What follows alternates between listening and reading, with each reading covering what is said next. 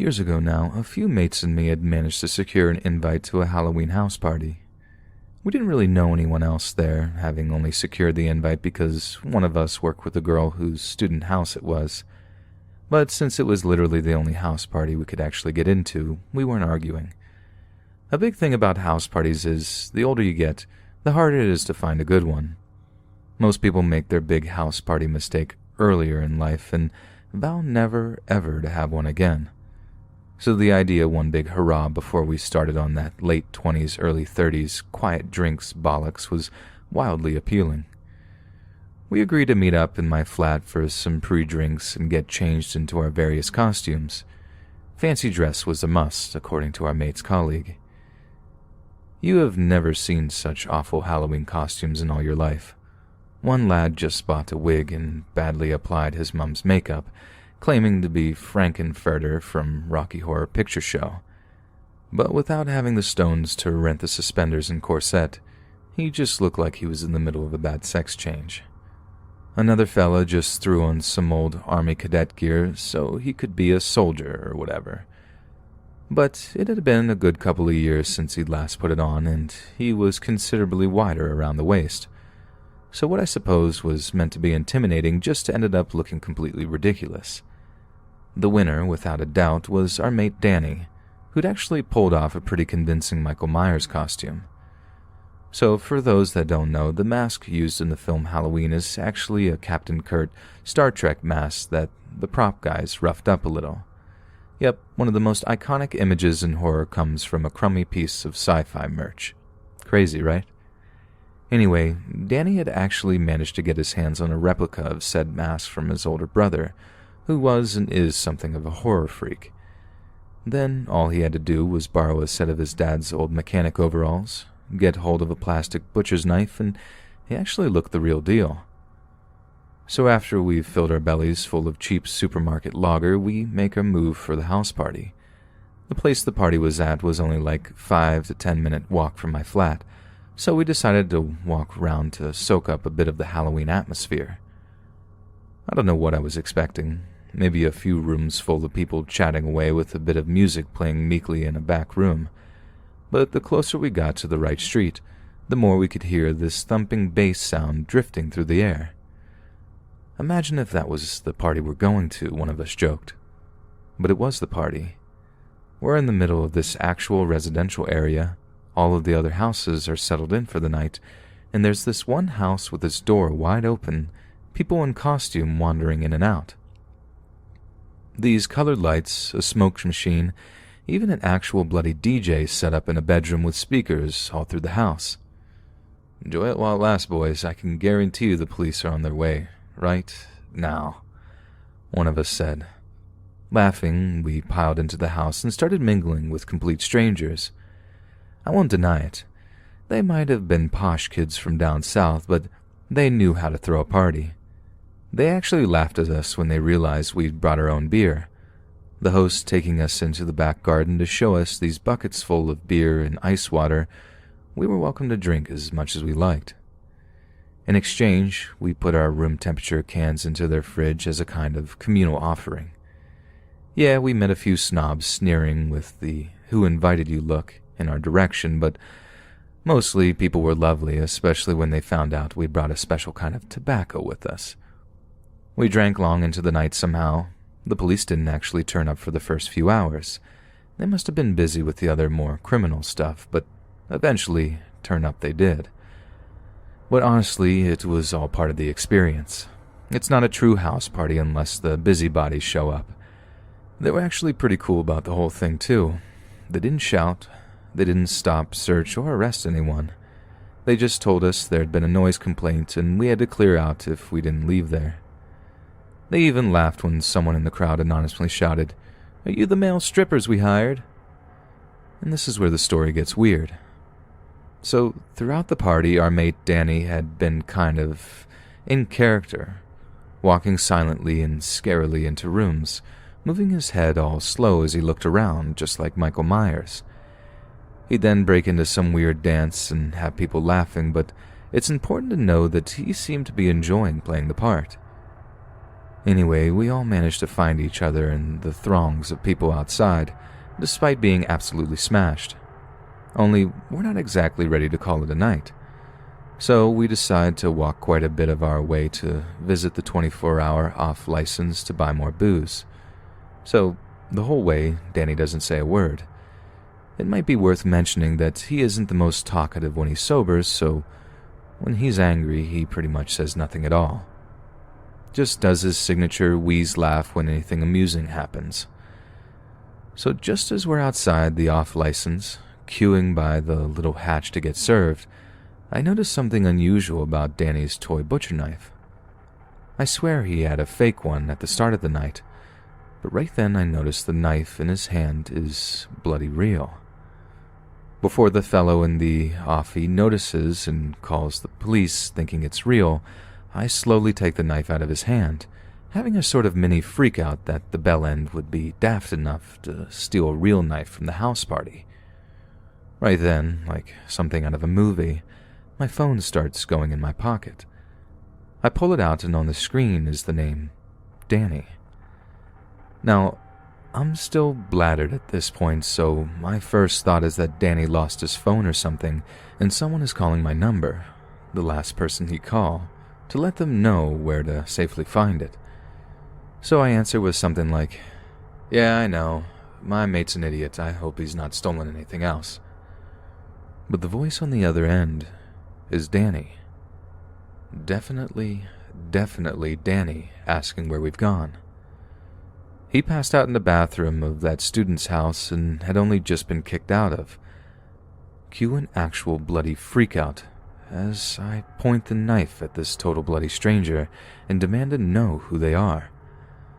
It all hits me at once. The guy had gloves on. Danny didn't. The strange guy had actual boots on. Danny just had black trainers. My mates have no idea what's going on. As far as they know, I'm on the verge of ending one of our closest mates' lives. But when they too realize what's going on, they too start freaking out on the fella, asking him what he was planning on doing with that knife, following us halfway around town like a proper creep. The lad ended up laying it down the street as we chased him. I've no idea what we were going to do, but we were angry and scared. So I'm sort of glad we didn't catch up to him.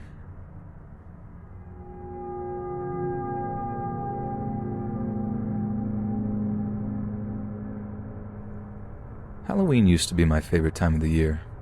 I was kind of a horror freak. I loved horror novels, movies, and games. I spent hours absorbing all the YouTube creepypasta stories I could find. But that all changed one Halloween night when myself and a few friends found something that would change our lives forever. This is the story of the Dead House. I always did love that era of chaos that presents on Halloween night. That twisted, festive feeling that adds a spark of excitement to an otherwise dark and dreary time of the year. We were too old to be trick-or-treating, but we still wanted to wander the streets and soak up the atmosphere. Besides, there's a lot you can get away with in costume, especially when you pour your bottle of adult beverage into a Mountain Dew bottle and label it spooky juice. Our buddy Spike had comprehensively won our internal costume contests with his own homemade proton pack and Ghostbusters jumpsuit. He'd spent weeks on it, watching little YouTube painting tutorials and binge-watching the movies for minor details. It looked amazing, and he wasn't about to miss out on the opportunity to show the thing off. So off we went, wandering around the neighborhood and eating store-bought candy.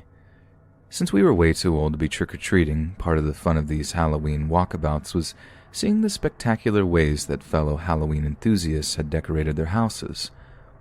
Over the years, it became something of a competition, and each year the decorations became more and more elaborate. I remember one family had gone as far as digging a small pit in their front lawn. They put some red lights in there, then covered the thing over with wooden boards that were complete with fake zombie fingers reaching up between the slats. It looked amazing, and we found ourselves joining a gaggle of parents and taking selfies with the chillingly original decoration. We saw some pretty impressive stuff that evening, from fake bodies hanging from trees to chained-up dogs that had been dressed up as adorable little hounds. but nothing caught our attention like the house at the end of Bachman Street. So a lot of you have heard of these hell houses that crop up around Halloween every year. The most infamous being these guerrilla operations where people can make a few bucks while indulging in a little of the Halloween spirit. So when you saw the house at the end of Bachman Street with its doors wide open, we figured it was just part of the display. A couple was heading away from the house looking pretty scared, so we asked them what the deal was with the front door being left open.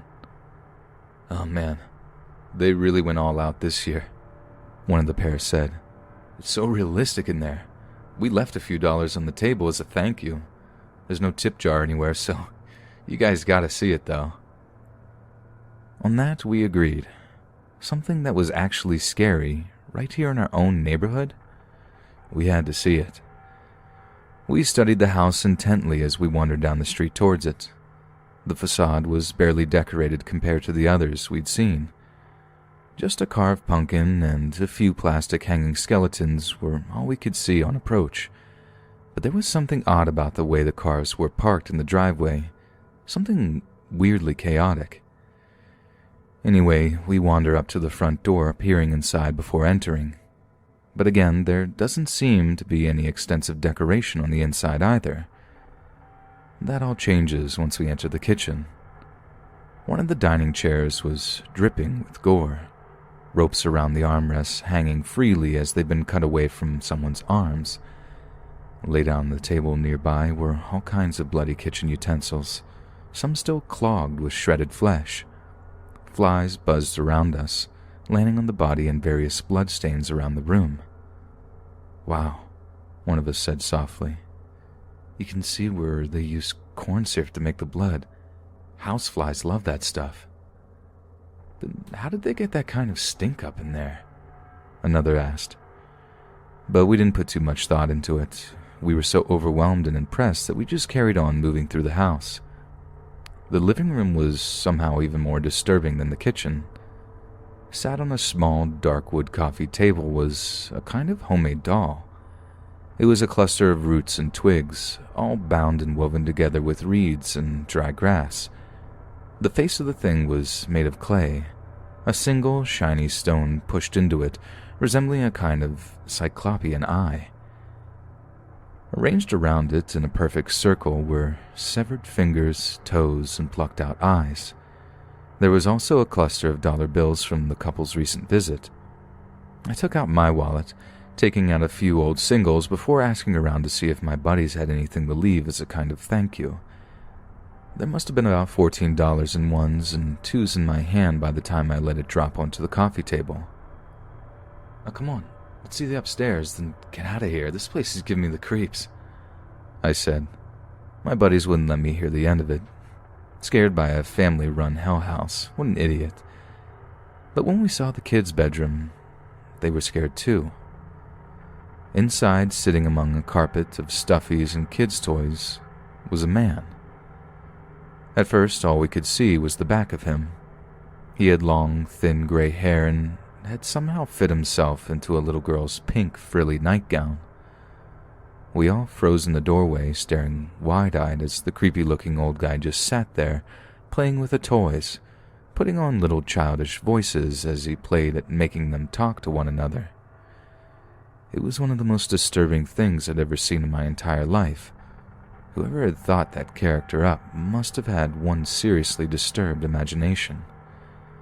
The man turned still as a statue for a moment, sensing our presence behind him. When we turned, we saw his milky white eyes and blackening teeth, and ran for the door. We weren't exactly terrified, but we were still spooked and laughing nervously to ourselves as we bounded back into the street outside.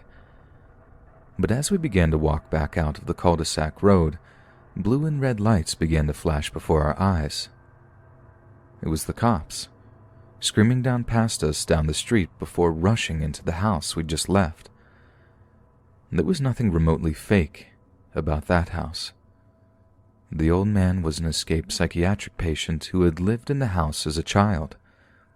The newspapers said he busted out of the institution he was being held in before he walked 30 miles into town back to his childhood home. He must have thought the people living there were intruders, At knife point, he tied them up and tortured them till he finished them.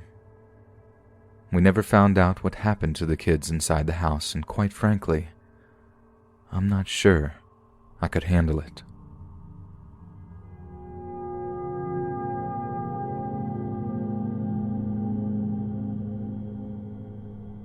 Timothy O'Brien lived with his family in Deer Park, Texas, with his parents and little sister. His father, Ronald O'Brien, worked as an optician at Texas State Optical in Sharpston, Houston. He was the deacon at the Second Baptist Church, where he also sang in the choir.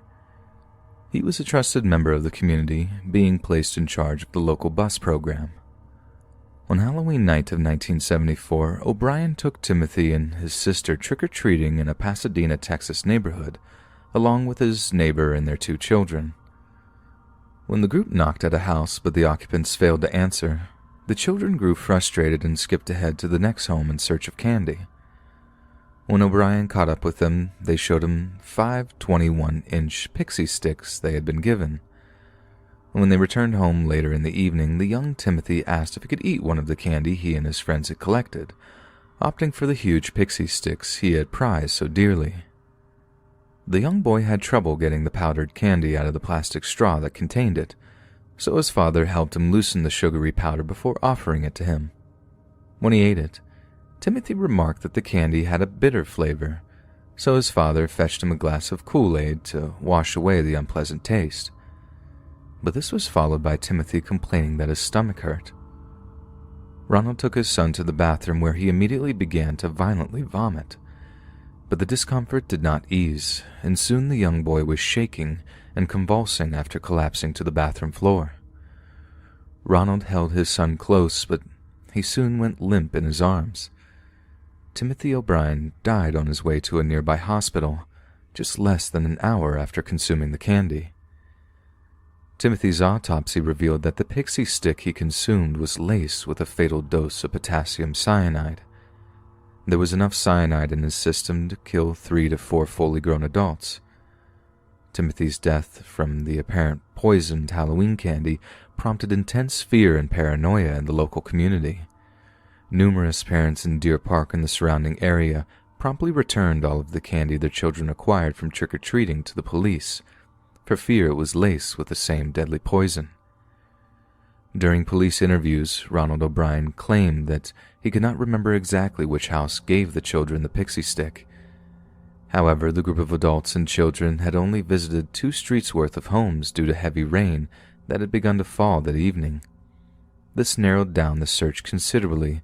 Houses were searched, recent receipts seized as evidence. Yet suspicions were raised when it was discovered that none of the homes the group visited were giving out pixie sticks. Police accompanied Ronald O'Brien through the neighborhood and questioned several times. Each time, he led them to the home that the group had visited, but those occupants did not answer the door. There, Ronald claimed that he had in fact revisited the house before he caught up with the children. He claimed that the owner had cracked the door open, that he inside of the house was dark, and a hairy, scarred arm reached out and handed him all 5 of the 21-inch pixie sticks. Police discovered the homeowner in question was a man by the name of Courtney Melvin.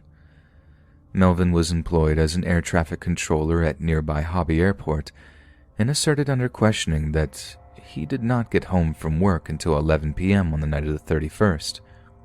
When nearly 200 witnesses confirmed this, Courtney Melvin was rolled out as a potential suspect. But as their investigation continued, police made a shocking discovery that turned all theories upside down. It was learned that Ronald O'Brien was actually more than $100,000 in debt after a history of being unable to hold down a steady-paying job. In the 10 years previous to the death of his son, Ronald had held a grand total of 21 jobs. During interviews with his current employers, police were told by Ronald's bosses that he was suspected of workplace theft from Texas State Optical and was dangerously close to being fired. His car was on the verge of being repossessed. He had defaulted on several bank loans, which had in turn led to the family home being foreclosed on. Although he presented himself as the clean-cut pastor, Ronald's life was a mess of lies and deceit. It was discovered that Ronald O'Brien had taken out life insurance policies on his children in the months preceding the poisoning. One $10,000 policy with two additional $20,000 policies on both children. This was in spite of the advice given by the insurance agencies not to do so. When asked, Deneen O'Brien, the mother of Timothy and Ronald's wife, claimed she was completely unaware of any insurance policies on her children's lives. The final clue came when police learned that Ronald O'Brien had stopped by a chemical supply store in Houston and asked to purchase cyanide. However, he left empty-handed when he learned the smallest amount purchasable was 5 pounds. Despite repeatedly protesting his own innocence, O'Brien was now a major suspect. Texas police never did find out just where or when Ronald O'Brien had bought the cyanide that he used on his son. But regardless, on November 5, 1974, he was arrested for Timothy's murder. Ronald was charged with 1 count of capital murder and 4 counts of attempted murder, given that the other children were in extreme danger of consuming the poison intended for Timothy. He entered a plea of not guilty to all 5 counts. During the trial, a chemist who was familiar with O'Brien claimed that he had contacted him the previous summer regarding lethal dosages of cyanide. Another chemist took the stand testifying that Ronald had asked him how he could go about purchasing the deadly chemical. Additionally, Ronald's friends and coworkers also said that in the months preceding Timothy's death, Ronald had shown an unusual interest in cyanide and spoke about how much it would take to end a person's life. Those that attended Timothy's funeral told the court how Ronald had casually talked of taking a long vacation, only possible through the money accrued from Timothy's life insurance policies. O'Brien continued to maintain his innocence throughout the trial. Bizarrely, his defense hinged on the decades-old urban legend of the Mad Poisoner, who was purported to hand out Halloween candy laced with needles, broken glass, razor blades, or poison. Despite absolutely no documentation of such malice, these stories have persisted among those with a rich imagination. On June 3, 1975, a jury took just 46 minutes to find O'Brien guilty of capital murder. The jury then took just over an hour to sentence him to death. Shortly after he was convicted, his wife filed for divorce. She later remarried, and her new husband adopted their surviving daughter, Elizabeth. The case and subsequent trial garnered national attention, and the press gave Ronald O'Brien a nickname I'm sure you'll all be familiar with: the Candyman.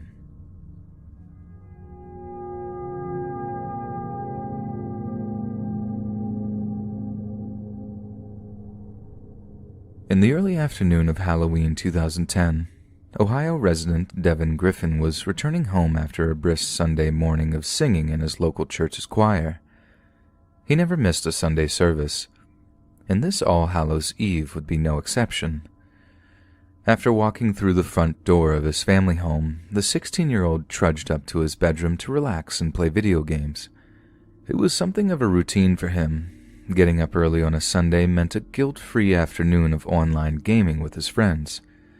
After a few hours of gaming, Devin took a quick break to grab a snack, but began to notice something unusual about the household.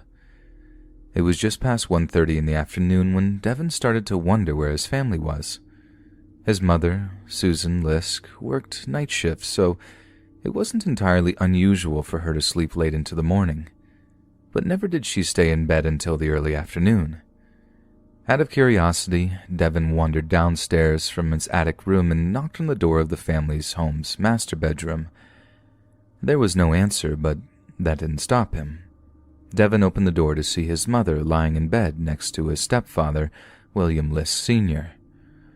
A maroon comforter was pulled over their heads. In a soft voice, Devin began to ask if they were planning on getting out of bed anytime soon. Again, there was no response. He walked around to her side of the bed and saw his mother's foot jutting out from underneath the goose-down duvet. He tapped on it.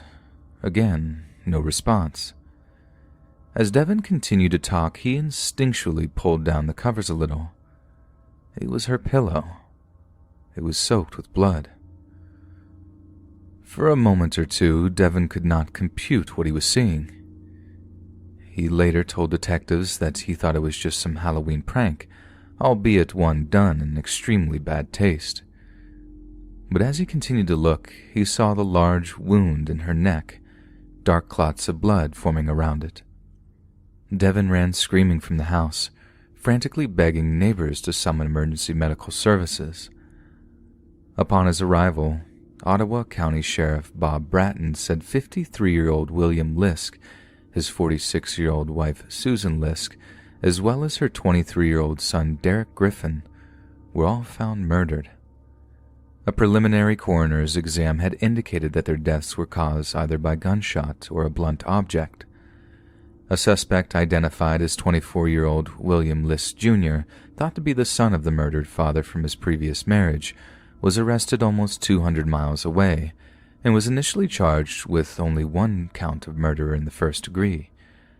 After receiving a tip that the suspect killer would be hiding out in a log cabin owned by a distant family member, Deputy Michael Balash was ordered to pay the cabin a visit. Upon his arrival, the deputy spotted a white Ford pickup truck, matching the description given of the vehicle Lisk Jr. would be driving. When he approached the man's residence, it's reported that after Lisk Jr. casually walked out of the brown single-story cabin, still smoking a cigarette as he leaned against a porch post. Deputy Balash then pulled in with gun drawn, took Lisk to the ground and held him at gunpoint until backup arrived to assist with handcuffing the suspect.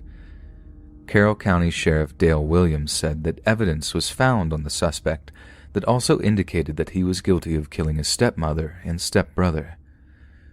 But to those that knew William Lisk Jr., the murders hardly came as a surprise. As early as 2002, his father Bill had called law enforcement on more than one occasion because the then 16-year-old had threatened to harm himself. The boy was on house arrest at the time for other offenses. According to police records, Lisk Jr. proceeded to attack the responding officers when they arrived, and later faced charges in juvenile court of assault on a peaceful officer. Then, in October 2004, Lisk Jr. got into a violent altercation with his stepmother and struck her hard into the chest. 2 months later, police charged him with felonious assault and robbery for allegedly hitting his stepmother Susan with a coffee cup before stealing her car keys. He was found incompetent to stand trial on those charges, which were eventually dropped. Lisk Jr. had at least 3 more encounters with the police after he moved to a group home for mental health patients. Among those incidents was a physical fight between Lisk Jr. and his father after Bill Lisk drove to the group home to pick him up. In the immediate aftermath, police struggled to establish a clear motive for the killings. It was clear from the records that Lisk Jr. had repeated run-ins with law enforcement that included jail time and mental health treatment. But what exactly drove the young man to commit such an act of senseless cruelty and malice to his own parents? In the course of the investigation, it came to light that Susan Lisk had filed a police report against her stepson, claiming that he had assaulted her.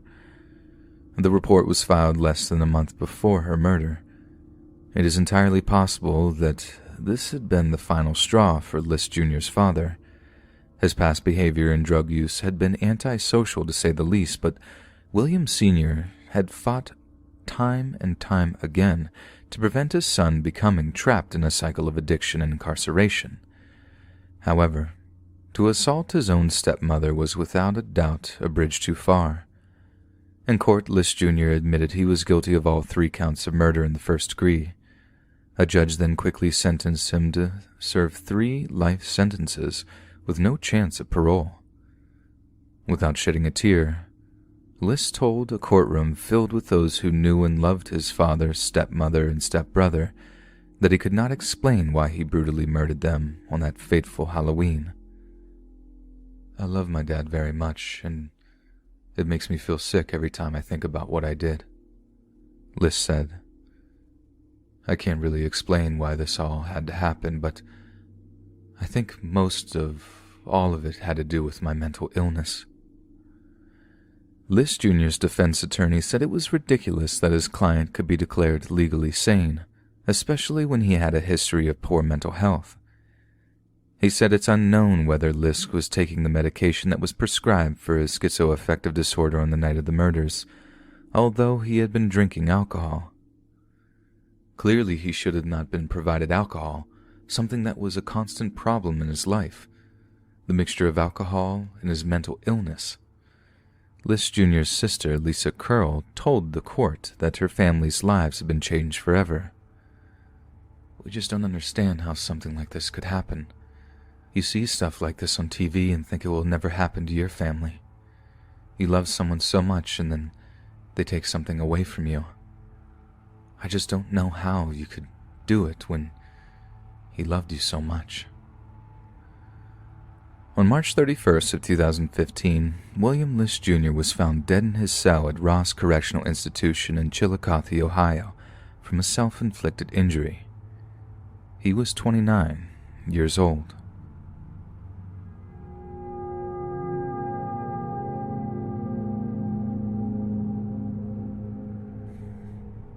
Back in high school, just after the start of my junior year, me and some buddies got the Halloween spirit pretty heavy. We were obsessed with metal and horror movies. They were all we talked about. So throughout the month of October, we got into visiting creepy places and holding these do-it-yourself parties. Literally a group of about 30 of us would carpool to some abandoned house one weekend or to some secluded forest the next, spending the days at school in between searching for more places like this in the area. Anyhow, given that we weren't necessarily believers in the supernatural, we had this cavalier nature about us when it came to potential hauntings. At some point, a friend of mine was several years older than me told me about how he and his friends would do similar things when they were young. His childhood home backed up to a huge farm, and he and his friends would spend their days fishing or hanging out on this farm, so they were quite familiar with it. The owner, apparently a very religious man, a priest or pastor maybe, had owned the farm and a small house on the property. The story went that the owner had been locked up for murder and died in prison, leaving the farm to whomever, and it wasn't kept up. However, upon hearing the news of this man's demise, my friend told me that he and his friends had decided to go into this house. I guess the windows had been busted out as they managed to unlock a door and just walk in. He described them fooling around and trying to scare one another, but he had decided to walk up the stairs, and upon his reaching the second floor, he saw a coffin in the main open room. The way he had explained it to me was that he didn't know what it was immediately and sort of sauntered over to check it out, only to have the sudden flash of realization that this was an actual coffin in an abandoned house. I suppose he and his friends made a quick retreat from the house. Of course, he told this part of the story much better, peppering in more details about the man who owned the property that gave the story that mythical lore sort of feel. I remember being frightened by his delivery and sincerity, though it is quite likely he had rehearsed it before for occasions like this. This story had taken place 15 years or so previous to him telling me. I told one of my adventurous cohorts the story, and we thought it would be a good idea to investigate it, to see if the guy was actually telling the truth. So one Halloween we packed his car, snacks and supplies, then set off to set the record straight. I knew where this person had lived, so we assumed we could simply walk behind his house, find the farm, then find the house. We had a grand plan to bring the whole group out on the weekend, but we weren't sure if we were being strung on a lie or if this place was still there, if it were true. Anyhow, after football practice one weekday, he and I drove out to the street my friend lived on. There was definitely a farm behind his and his entire street's homes.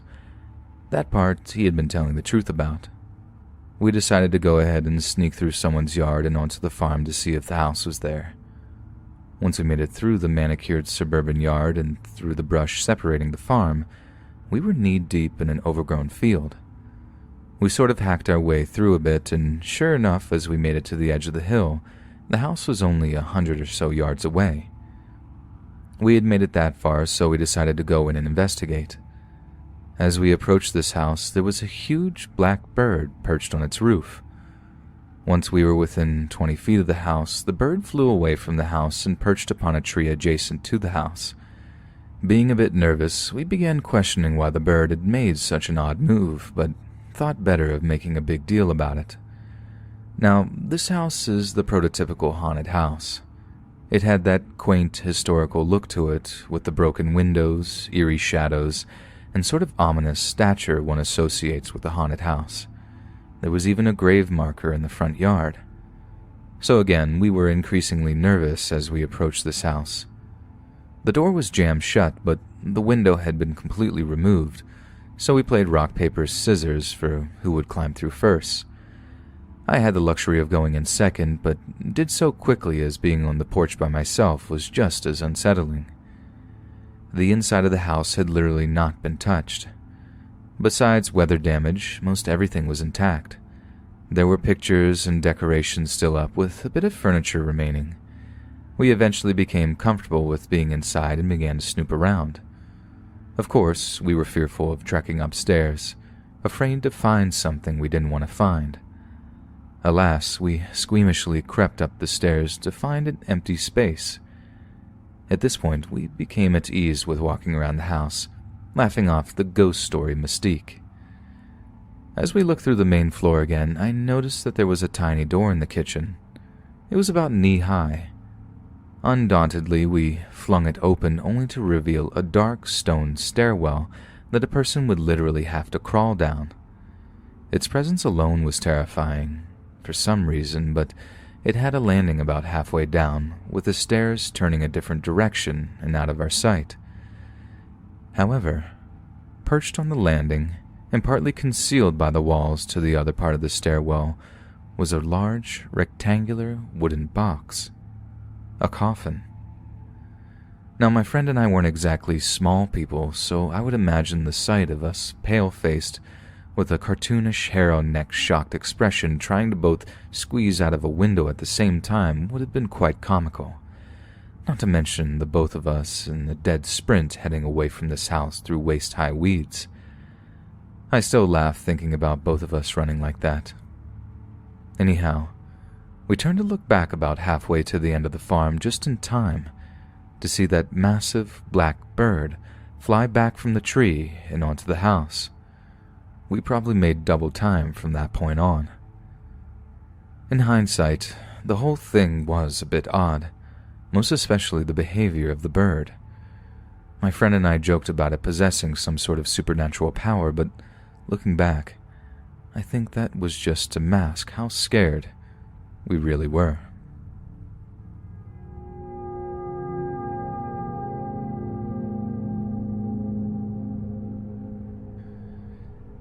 Halloween is that certain time of year when we give ourselves over to ghosts, horror stories, and all kinds of macabre entertainment.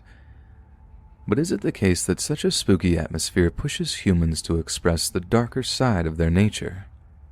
Here's how 10 places in the United States deal with crime and antisocial behavior on the scariest day of the year. Police in the New York City borough of Queens, acting under the state's Operation Halloween Zero Tolerance program, check in on paroled offenders on Halloween, as well as the days before and after. As part of the surveillance program, those who have done acts convicted against children could have their homes checked to ensure that they don't have any X-rated material, which would violate the terms of their parole. Offenders are not allowed to wear any kind of masks or costumes. They're also forbidden to participate in any related Halloween activities and are prohibited from opening their doors to trick-or-treaters. There is certainly nothing more frightening than the thought of one of those men opening their door to innocent children. A state patrol source is quoted as saying, "There is also a curfew for all offenders from 3 p.m. in the afternoon of Halloween to 6 a.m. the following day. Offenders who don't follow these rules could have their parole revoked and be sent back to prison." The city of Orange in California employs similar measures to protect children. It passed an ordinance that offenders must post signs on their doors on Halloween to keep trick-or-treaters from knocking there. Police required these offenders to place a sign on the door at least 12 by 24 inches in size, reading, "No candy or treats at this residence." Repercussions for failing to do so included a possible $1,000 fine or a year in jail. Police officers in Orlando have reported that around Halloween every year, an uptick in crime occurs by criminals wearing Halloween masks. This has included 2 men with gorilla masks pistol whipping a man depositing money at a credit union, and 2 robbers wearing Halloween masks stabbing a man behind a restaurant. Of course, the decision to put on a Halloween mask or that scream disguise to commit a crime is not unique to Orlando alone, but wearing a mask could result in other consequences in the state. For example, in Florida, anyone committing a crime while wearing a mask can face ramped-up charges. As well, a Florida law prohibits anyone over the age of 16 from wearing a mask or hood in a public place or during a meeting except on Halloween. Yes, sad to say, this dates all the way back to the Klan and was enacted to prevent members from wearing hoods during their Klan marches. Perhaps even scarier is that this law has been used more than 200 times following its 1951 passage. It may seem curious that police in South Los Angeles say they see no spike in crime on Halloween, but that may be because they deploy extra units to help with the safety factor, as reports South Carolina Public Radio. However, by safety factor, they mean the tendency of trick-or-treaters to run out between moving or parked cars. However, a captain of another division, its 77th Street Division, did admit to concerns about Halloween spikes in crime. In fact, in 2011, that division had 34 incidences of crime on Halloween, 10 of those being burglaries. That captain told the radio station that that number was extraordinarily high. Georgetown in Washington, D.C. reported that incidences of burglary tend to be more common on Halloween or on Halloween weekends in Georgetown compared to other regular days and weekends of the year. That said, however, it is theft that has been the most prevalent crime to occur on Halloween in Georgetown, more than double the incidence of the next reported crime of robbery. And when it comes to crimes committed on Halloween weekends, the occurrence of theft becomes even greater, nearly 4 times as frequent as the second most reported crime of theft from autos. It seems that the spooky season makes people much more willing to commit petty crime in the nation's capital. A North Korea news outlet reported that crimes occurring on Halloween have remained steady since 2007, when a spat of larcenies from motor vehicles and stolen bicycles reported on the UNC Charlotte campus. Campus Police Lieutenant Josh Huffman remarked that the campus also does see a slight increase in vandalism and alcohol-related offenses on Halloween, but for the most part of the day is like any other in terms of crime on campus. However, it is also worth remembering a lesser-known law that exists in North Carolina, General Statute 1421.7, that prohibits anyone over the age of 16 from wearing a mask in public. Although crime occurring on Halloween dropped 8% from 2010 to 2011, theft, vandalism, and simple assault have remained the most frequently occurring crimes in Tempe, Arizona on Halloween. In fact, in 2011, theft accounted for 20.7% of crime in the city, according to the East Valley Tribune. In 2010, simple assault topped the list, accounting for 19.1% of all crimes. Of course, alcohol-related incidents are also common, particularly in the city's Mill Street area near the Arizona State University campus, and fights that occur at these can lead to charges such as simple assault. Halloween parties can generate a lot of different things. Lieutenant Jeffrey Glover of the Tempe Police Department said, "We have a lot of calls for service, so more officers are responding to calls at that time of hour. Also, you have the drinking that goes on. Sometimes people don't make the best decisions." Even though Halloween fell on a Saturday in 2009, it may be cold weather that prevented its crime numbers from reaching anything out of the ordinary for the holiday in Blacksburg. Since it was cold and rainy on Saturday night, there wasn't a lot of people hanging out outside, said Sergeant Nathan Odell of the Blacksburg Police. One of the things you'll see when it's cold is that between the peak hours, which are between 10 p.m. and 2 a.m., people aren't usually outside. That actually helps with the crime itself. In fact, in the city that year, there were only 12 arrests made on Halloween, but almost 100 calls received by dispatch. Of those, most were related to noise complaints or simply nervous people reporting on otherwise normal behavior. On the Virginia Tech campus, 6 arrests were made related to alcohol and drug offenses. However, it may be other events on campus that result in higher number of arrests and citations. For example, a football game occurring the same week as Halloween that year led to arrest numbers more than 6 times that than for the holiday. 39 taken into custody, and most for alcohol-related offenses. They take a different, friendlier approach to discouraging crime in the month of October in the Southern California town of Lompoc. This approach involves Halloween flocked flamingo lawn ornaments appearing in people's front yards, according to the Lompoc record. Yes, that means birdie lawn ornaments decked out for Halloween. The event supports the Lompoc Valley Police Activities League, which provides programming for area youth, with the idea of helping them stay out of trouble. People can request an anonymous flocking at a charge of $25 or ask for removal for a small fee. They can also purchase insurance to protect them from a flocking. All raised money goes to Lompoc's Police Activities League organization, which was founded in 1998 and provides athletic, educational, and recreational activities to build bonds between teen and law enforcement officers. So, maybe it is the case that certain kinds of offenses are more frequent around Halloween, but it is also the case that our own fears and perceptions of danger increase around the spooky season.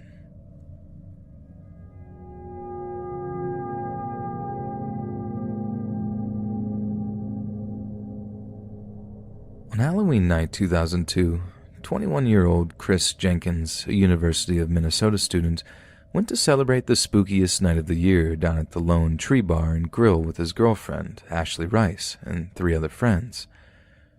Shortly after midnight, Chris was separated from his friends and ejected from the bar. According to reports later given to police, a drink was accidentally spilled on his pants, and the security supervisor assumed that Chris was so intoxicated that he urinated himself. After Chris was removed, the security guard in question was given instructions not to let him back inside. Unfortunately for Chris, since his Native American Halloween costume had no pockets, he had asked Ashley to keep his wallet, keys, and cell phone in her purse for him, and his coat was left inside the bar on what turned out to be a chilly 20-degree night. Since he was not the designated driver, Chris was unable to get a ride home and could not contact his friends inside the bar. He was last seen headed away from the bar on foot, but did not return to his residence and was eventually reported missing. On February 27th the following year, Chris Jenkins' bloated, decaying corpse was found floating beneath a bridge on the Mississippi River. He was still dressed in his Halloween costume and had gotten wedged in the branches of a large tree located next to the upper St. Anthony Falls Dam. The medical examiner found no signs of foul play on Chris's body, so the official cause of death was listed as drowning. Despite the police ruling it a death by misadventure, his family launched their own independent investigation and discovered a number of odd discrepancies. The Jenkins family hired a private detective, Chuck Loesch, to further investigate their son's disappearance. When Loesch questioned staff at the Lone Tree Bar and Grill, they maintained that Chris left the bar on his own, and the venue's owner eventually issued a gag order instructing employees not to speak to anyone without an attorney. Loesch also contacted the Federal Reserve Bank, who happened to be the owners of the 2 CCTV cameras that had a good view of the Hennepin Avenue Bridge. The bridge was on the route that Jenkins was likeliest to have taken, but when the bank checked the surveillance footage from the earlier morning hours of November 1st, there was no sign of him. Loesch's investigation also led him to multiple witnesses who each independently recalled a fight that had occurred in front of a local pizza place. Though it was unclear if the victim was Chris, a gang of around 9 or 10 people had violently attacked another outside of the restaurant. Mike Casey, an off-duty police officer, was present in the area on the night of Jenkins' disappearance. He was moonlighting as a security guard for the nearby Hennepin Center for the Arts and was introduced to Jenkins by his girlfriend, Ashley Rice. Ashley happened to work at the Lone Tree Bar and Grill and was familiar with Casey, well enough that she had borrowed pieces of his uniform to complete her cliched sexy cop costume. There are rumors that Casey had in fact masterminded Jenkins' removal from the bar as a way to get to Ashley, given that he actually gave her a ride home later that night when her shift finished. The Minneapolis Police Department never formally questioned Casey, but stated that he's a married man with children. We don't want to break up a family. An incriminating statement, indeed. The Jenkins family went as far as hiring 2 separate groups of bloodhound trackers to trace Chris's scent from the Lone Tree Bar across the street to an underground parking garage. The scent trail led to parking stalls that one of the bar's bouncers was reportedly parked in on Halloween night. A bloodhound produced a mild hit for Chris's scent on this person's vehicle. Droplets of blood residue, a piece of red string, and red feather fragments which possibly belonged to the headband of Jenkins' costume were also found in the garage. Jenkins' blood alcohol was only 0.12%, so he could not have been particularly drunk, but coroners noted that traces of GHB were found in Chris's system. However, since GHB is a substance which is produced by the body naturally, this did not necessarily mean Chris was drugged. Forensic pathologist Dr. Michael Baden took issue with Jenkins' body being found with his arms crossed in front of him. Drowning victims who accidentally fall into water are almost always found face down with their arms outwards towards their sides and their clothing disheveled. Yet Jenkins' shirt was tucked into his drawstring pants and his oversized slip-on moccasins were still on his feet. This led to speculation that Chris was already dead when he was placed in the river. Hydrologists who studied the Mississippi River were highly skeptical that Chris's body could have been in the water for as long as 4 months without ever being seen, as the river did not freeze over until January 2003. What's more, the area beneath the 3rd Avenue Bridge was searched in the weeks following his disappearance, with no sign of him.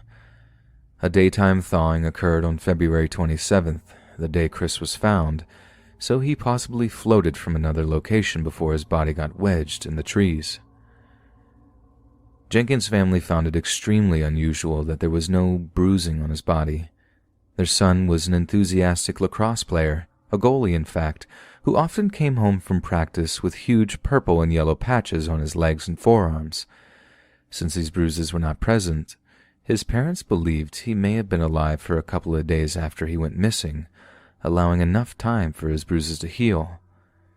3 years later, in 2006, the Jenkins family met with Minneapolis Police Chief Tim Dolan, who had decided to reopen the investigation based on the newly attained evidence.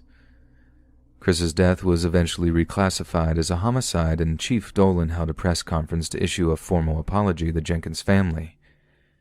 Years later, Dolan would state that he estimated Jenkins' death was 50% chance of homicide, 30% chance of accidental death, and 20% chance of ending his own life. Once the case of Jenkins' death was reopened, an informant told authorities he had witnessed somebody throw Chris's body off the Hennepin Avenue Bridge into the Mississippi River. But there was skepticism about this story since Chris had no broken bones or injuries, and it would not have been possible to toss him over the bridge's high safety railing without his body hitting a steel support beam and vertical metal cables on the way down. In July 2007, the Hennepin County District Attorney's Office announced that they had been approached about filing charges against a suspect for Chris's murder, but declined to do so. The suspect in question was one Jeremy Alford, who was serving a life sentence for the brutal murder of a man by the name of Douglas Miller. Alford admitted to being a regular drinker down at the Lone Tree Bar and Grill around the time of 2002. Chris's case also had been connected to the infamous Smiley Face Killer, as his death took place around the same time that many college-aged men in the Midwest were discovered dead in bodies of water after a night of drinking. But unlike many of the other cited cases, no smiley face graffiti has ever been discovered in relation to Chris's death.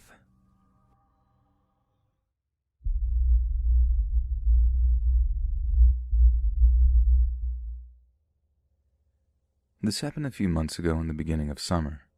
I've held off on sharing it for so long because I didn't want to be judged for my actions. I joined a stupid online dating app. I was divorced last winter. Just kind of living it up, you know. I somehow matched with this man who lived in New York, an 8-hour drive from me. After texting for a few weeks, he sprung it on me that he was going to drive to see me. Since I'm staying with family since my divorce, I decided we'd get a hotel. He told me to find one, and he'd pay for it. I already felt super bad he was driving so far, so I was trying to find deals in the cheapest place that wasn't incredibly sketchy. I live about 45 minutes outside of the city in the state that I live in, and I'm not super familiar with some areas, so the hotel I booked ended up being no bueno. But I didn't know this until I got there. It was dark by the time I arrived after getting lost 4 times. There was a very shady motel across the street with 2 men smoking on the porch. Lots of trucks and truckers traveling through. I was just walking into the hotel like, oh, I messed up. But I just went with it anyways because I didn't really have a choice, and New York, what we'll refer to him as, was about an hour away, so he'd be there soon. The hotel was run by Jamaican people. I think a family, but this comes into play later, which is why I mention it. The woman who checked me in was nice, but the place threw off weird vibes. The lighting, the smell of bleach, the carpet, I don't know. It was really bright, but also really dark, if that makes sense. I started shaking as I was trying to check in. The reservation was under New York's name, and at first, she told me she couldn't find the reservation. His last name was Spanish, so I thought maybe I was pronouncing it wrong, even though I'm pretty good with Spanish. This made it awkward because now she knew I was meeting a stranger. I thought maybe he gave you the wrong name, she said. I nervously chuckled. She put me on the 2nd floor, and I was expecting an elevator, but as I turned, I saw that behind me was a huge carpeted staircase. This threw me off too, I don't know why. I get to my room and just pace around waiting for this stranger from the internet to show up. It starts raining. I'm sitting by the window sipping a glass of wine and see a pickup truck pull in. I think maybe it's him.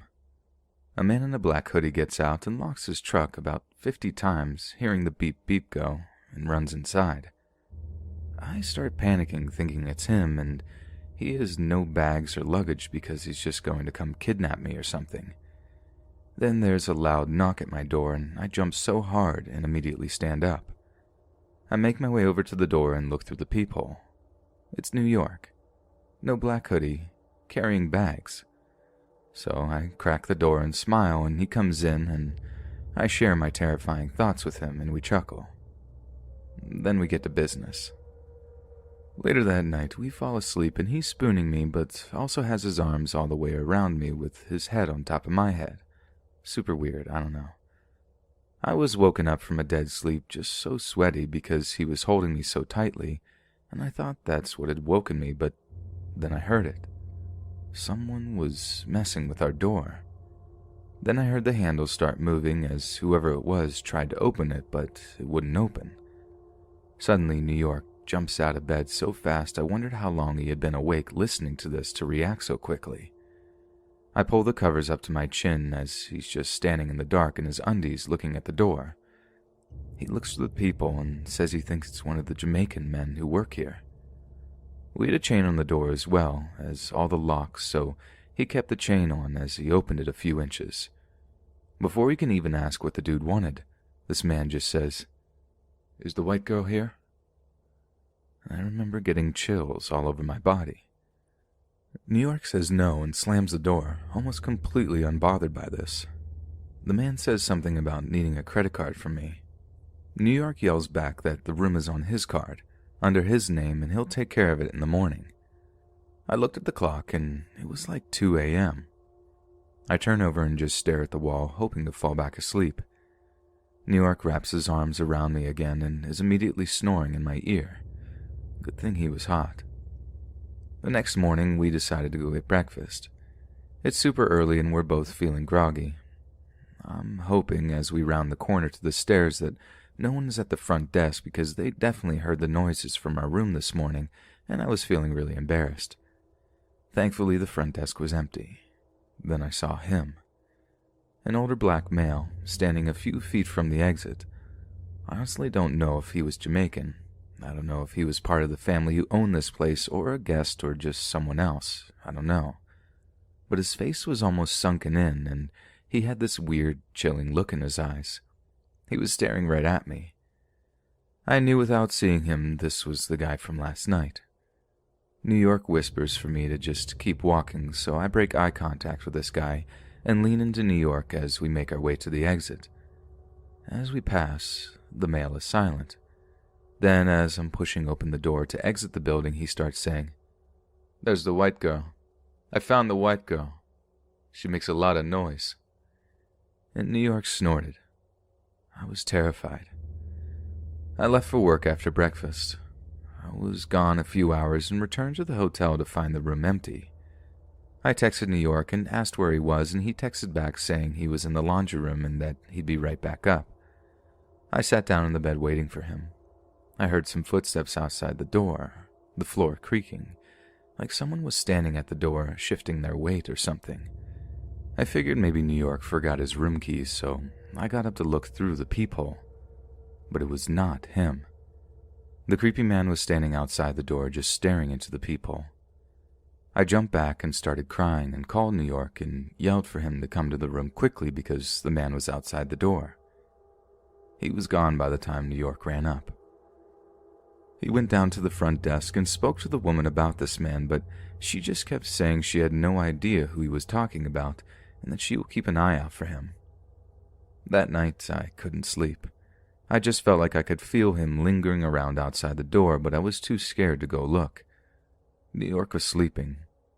I rolled over and decided to be the big spoon and wrap my arms around him. He was still basically a stranger, but was the most comforting thing I had. We checked out the next morning. I grabbed his hand as we made our way down the stairs because guess who was standing there? Yep. The woman from the front desk was gone, though, replaced by a younger male. The creepy man was smiling as we neared the bottom of the stairs, just this awful, bone-chilling grin. "Lucky man with the white girl," was the last comment we heard from this creep. New York spun around and gave him a few choice words and then walked me to my car. He waited while I drove off to make sure no one followed me. I don't know, maybe there's more we could have done, but again, he never did anything. It was just a very unnerving experience. About a month later, I was telling my dad about it, and he laughed and told me I had picked the worst part of the city, and that he thought that he had heard about this place being shut down multiple times for selling or trafficking. He couldn't remember, and then apparently it would just go under new ownership.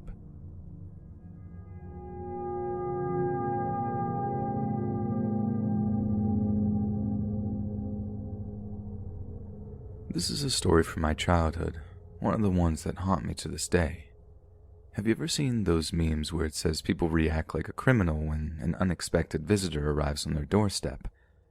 They freeze and drop everything they're doing and throw themselves to the floor to avoid being seen in a window. This is my story of how I became one of those people. At the time, I must have been around 7.5. I was visiting the Midwest, Kansas to be exact, from South Korea where I was born and raised, just visiting family, nothing major. On this particular night, the adults, our aunt and uncle, our parents, were visiting to have a date night. So our parents had ordered us pizza before they left and waited for it to arrive, for we wouldn't have to open the door for anyone. My aunt and uncle had 2 kids, 2 boys to be exact, and they were ages 15 and 8. Like I said before, I was maybe 7.5 at the time. My older sister was 11, and our baby brother was the young tender age of 3. So all in all, we're ready to just have a night of fun games. After all, it wasn't often the cousins got to get together like this. They lived in the States and we lived in Korea, but we loved each other dearly. We saw our parents out at the garage entryway. They made sure we knew the rules and we could recite them back to them. They also made sure we knew where the telephones were and the emergency numbers to accompany them.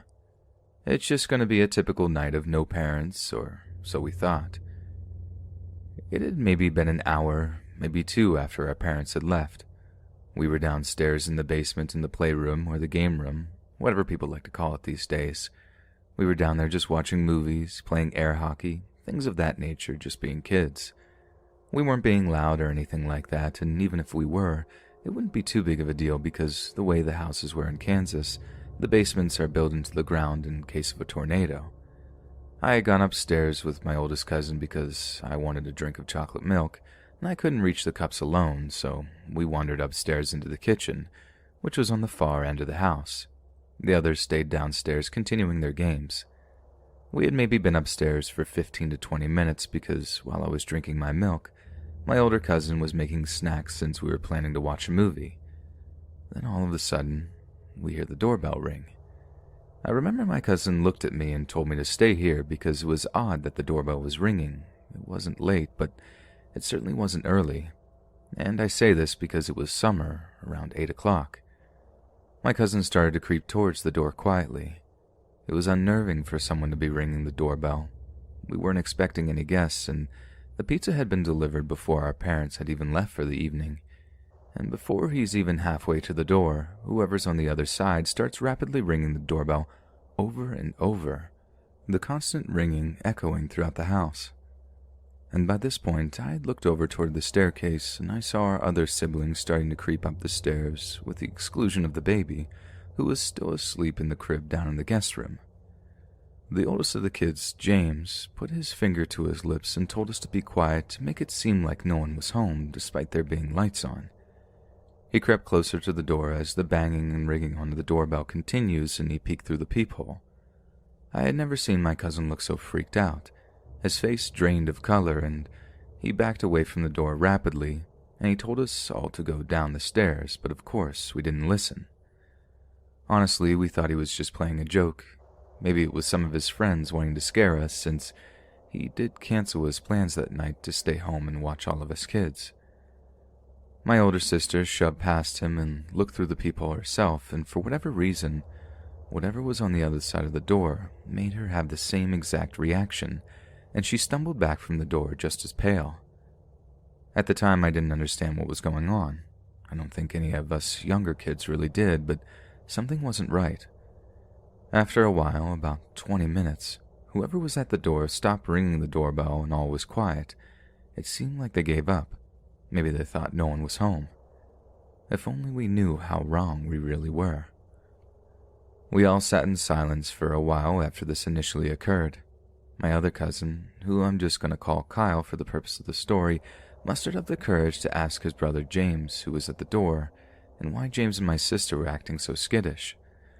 James told us that there was a man wearing dark clothes and seemed to be carrying some type of package or large box, but he couldn't see his face. Of course, Kyle, being the little smarty pants he was at the time, started to mock James, saying he was just being a scaredy cat and didn't recognize their neighbors. Kyle was convinced it was just a neighbor trying to drop off a package that might have got mixed up in the mail, seeing it happened all the time. So we all agree, and that was the probable cause, until we realized whoever was ringing the doorbell didn't just leave the package on the porch, which isn't that what most neighbors do? In the case no one answers, they'll just leave it. And why would they try to bring it over to the house at night instead of just waiting until the next day? But we thought it was over and done with, so we pushed it to the back of our minds. We didn't think it was important to call our parents and let them know what happened. It was over after all. We went back to the kitchen, grabbed the snacks, and started to head back downstairs until we heard banging again. But it wasn't from the front porch this time. We were in shock. We were frozen in fear. It was coming from right behind us. We turned slowly and looked back in the direction from which we came from. We were currently standing in the dining room. We had already passed through the kitchen. It was like someone was banging on the kitchen window. You know, the one that's typically above the sink, so your mother or father can watch the kids while they play in the backyard while they wash the dishes. So James and my older sister, who we're just going to call Nicole at this point, got down on their hands and knees, and they crawled back into the kitchen, much against our charging. Just as quickly as they crawled into the kitchen to take a peek, they crawled back to us, almost in hyper speed, and they told us to get low and stay low as we crawled into the den further down the hallway. James had all of us huddled close to the fireplace, out of sight from the windows. He told us to stay there. He was taking charge. He was protecting his home and his family the best he knew how. James quickly crawled away. I didn't know where he was going, but I was scared. The banging was getting louder and it was getting closer and closer. At some point, I started to cry, and I remember Kyle put his hand over my mouth and my sister was hugging us tight. And around that time, we saw James starting to appear back around the corner, and he had his baseball bat. He had crawled up another staircase to get to his room. He crawled past us and put a finger to his lips again, and that's when we realized he was crawling towards the doggy door. He was attempting to close off the one entrance to the house that wasn't locked. Thankfully, he managed to get it latched in time because we don't think the man outside had realized that the house had a doggy door. But when he heard the lock click into place, the banging became more erratic, more violent. Then, all of a sudden, much like before, the banging stopped, but we heard pacing. Someone was walking back and forth across the porch, slowly, deliberately. Thump, thump, thump, thump, as heavy boots thundered across the red oak porch. And then, without warning, the pacing stopped, and it became quiet, eerily quiet. Then the man called out, "Will you open the door? I have a package for you." We didn't respond. We stayed quiet, or as quiet as we could with the way our hearts were pounding and with how ragged our breathing was. The stranger called out again, "Open the door." And again we didn't answer. The man called out angrily, "I said open the door, I have a package." Like before, we didn't answer, nor did we make any sudden movements. The man started banging again, this time directly on the panel window of the room we were sitting in, yelling, "I know you're in there. I know you can hear me. Open the door, or I'll open it for you." Bang, bang, bang, the window rattled and shook violently with each impact from the strange man. Thankfully, our cousin's house had reinforced windows, so they weren't easy to break, but unluckily we didn't have any neighbors close by, so we didn't think anyone could hear the commotion. But while he was making all this noise, we took the opportunity to book it into another room to get a phone. At one point, while we were on the phone with the police officers, they asked if we could describe the man, and all we knew was that he was tall and wearing black. So Kyle and I decided to be brave, so if something did happen to us that night, they would at least have a better description of who did it. We crawled back into the den, and we dared to look out of a small corner of the window. We gently moved the curtains out of the way, and lo and behold, the man was still banging. He had moved the shutters off outside the window. They're basically hanging off their hinges at this point, rattling with the wind. We made eye contact with the deranged man. Direct, soul-searching eye contact. I don't think before this night I had ever believed that there is pure evil in this world, but when I looked into that man's eyes, I didn't see a soul. I know it sounds crazy, but those were not the eyes of a human. He was something unlike anything I've ever seen before. Animalistic. Maybe the only word I could describe it as is demonic. It was evil, unnatural, and something I never want to see again. When he saw us, he smiled a twisted grin that I'm sure he thought was reassuring, and he crouched down, for he could get a better look at us, I assume, and then he said, "Don't you want your mail?" "You have mail. I can give it to you if only you would open the door." I remember just grabbing onto Kyle's hand for dear life. Kyle shook his head no, and he threw the curtain back over the window, and before we even had a chance to move any further, the man started violently banging on the window again. At this point, James had had enough. He passed the phone to my sister and he yelled, "Leave us alone. The police are on their way. You're not getting in here." After that, it seemed like the man panicked. The banging abruptly stopped, and then we heard rapid footsteps on the porch. And Kyle and I peeked out the window again, and the man was running through the yard, past all the trees, and he jumped the fence, the wooden 22-foot fence at the end of the yard, into the alley that separated the neighborhood from the old cemetery. We stayed on the phone with the police until they arrived, and our parents arrived not long after, but the man was never caught, and we don't know what happened after that night. He just disappeared into thin air. To this day, I'm now 21.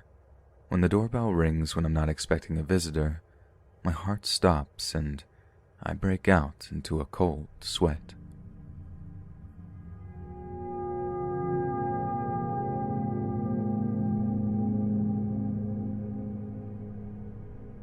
At this point in time, I just picked my mental health back up after an extremely traumatic, unconsensual episode. You can guess what. And was still struggling with the chronic inability to say no to people. I'm a 21-year-old trans man, and while I never have trouble passing, I'm still seen as very pretty and young-looking. So I was at a young people's event at my place of worship, which is completely accepting of all strokes of people, by the way. It was a lovely evening. I met a lot of great people, got a bit tipsy, and had a great time. This is until around 12:45 to 1 a.m. when things started to wind up. I went upstairs and met a man, looked approximately in his late 30s, called Tobias. Tobias was quite forward, complimenting my appearance, being familiar, asking about all sorts of personal things, so I guessed that he was interested, but I didn't feel the same way. My place of worship has always been a safe place for me, so I assumed if I didn't flirt back, he'd get the message. Mea culpa. Shortly after, I went downstairs to put something in the bin, and he followed me. When we were alone, he kissed me. I pulled away and told him, "I'm sorry, I'm not available." He said, "Don't worry, neither am I," and gestured to his wedding ring. I laughed it off, turned, and walked back upstairs, and as we walked, Tobias told me, "I can't believe I just did that. Nothing happened. That just didn't happen." I nodded and thought that was that. The evening was getting late. I decided to get home. I offered to walk a friend of mine to the station, and when she left to go to the bathroom, he asked where I was going. I said firmly, "I'm going to walk my friend to the station, and then I'm going home." She returned, and as we left, he decided to come along with us. I asked where he was headed. He said, "Oh, I'll go to the station for you." I reiterated that I was going straight home from that point. Along the way, my friend wanted to get another drink and hang out, and I agreed. We were chatting, all seemed friendly, but I was becoming increasingly uncomfortable at Tobias's behavior. He was constantly complimenting me, telling me I was amazing, special, not like anyone he'd met, and kept touching me, putting his hands on my neck, down the back of my shirt, and kept trying to kiss me. FYI, this tactic is called love bombing, and is a big old red flag. He commented on some hickeys I had. "Who was that? Who scarred you? Whoever it was, you think they're better than me? Really, better than me? You let a boy do that to you?"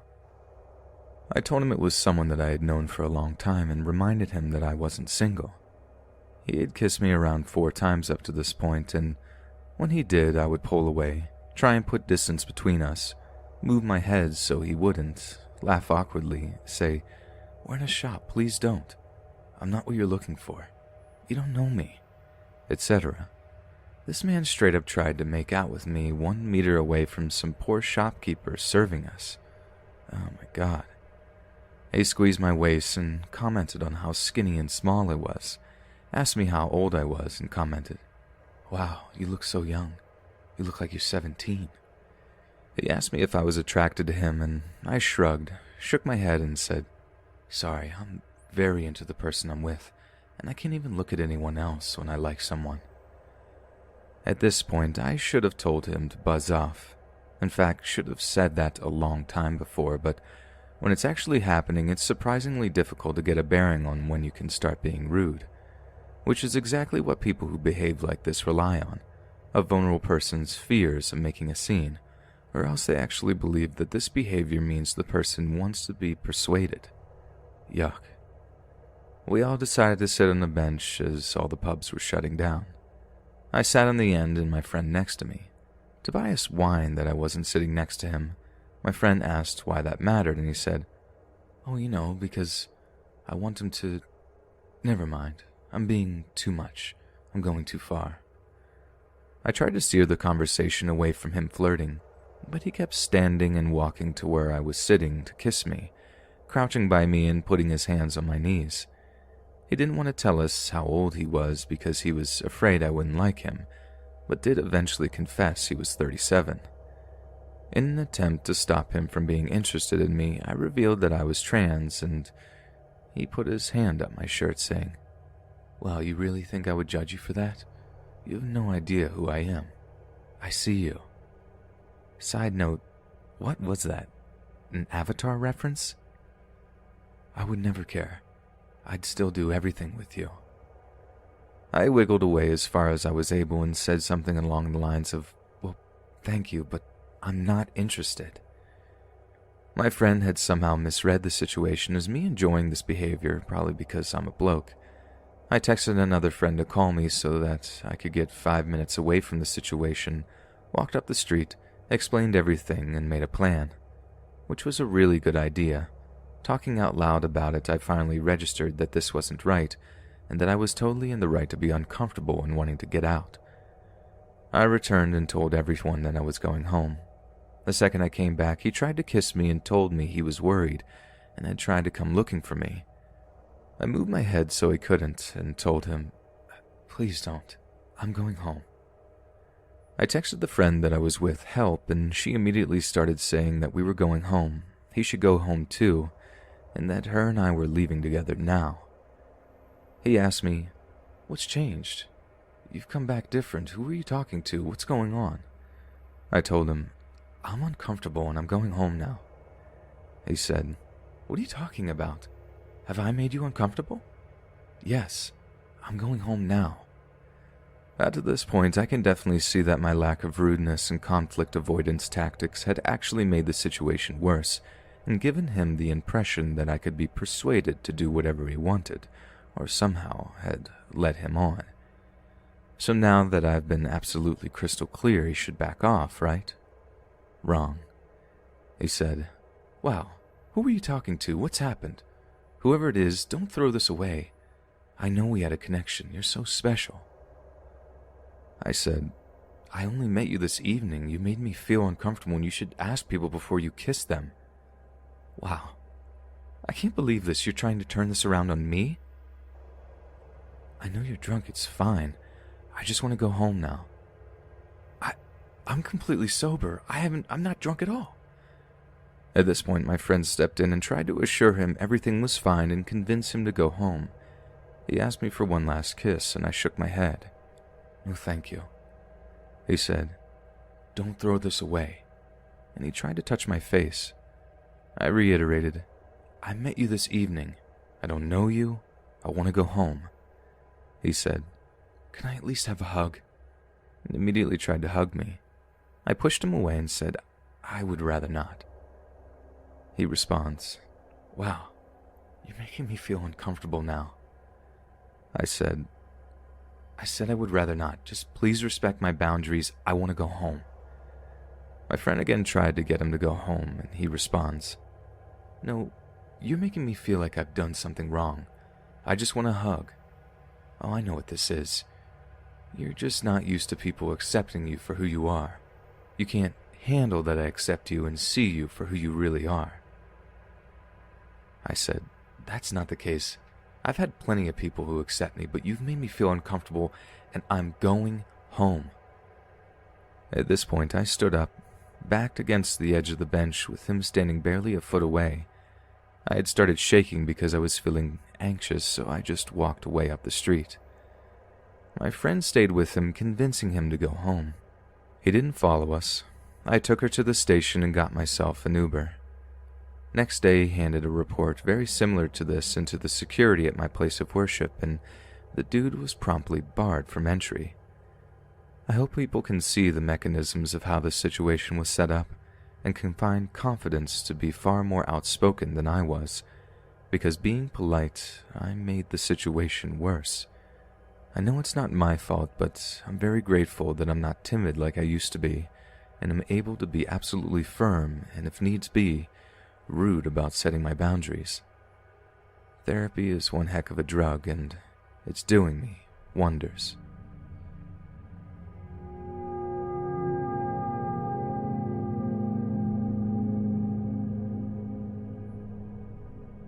This happened a long time ago when I was around 15 or so. I'm 25 now. Back then, I was really into singing and dancing with my friends, and I was introduced to K-pop as a result. This was way before K-pop became noticeably mainstream, so whenever events relating to it came up, we got very excited.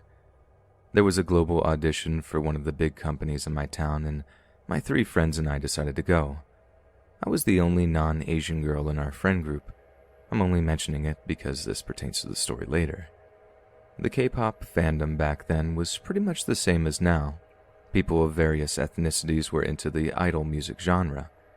We all knew the likelihood of getting into the industry was super low, and for me even more so, as I wasn't of Asian descent, but I knew that going in.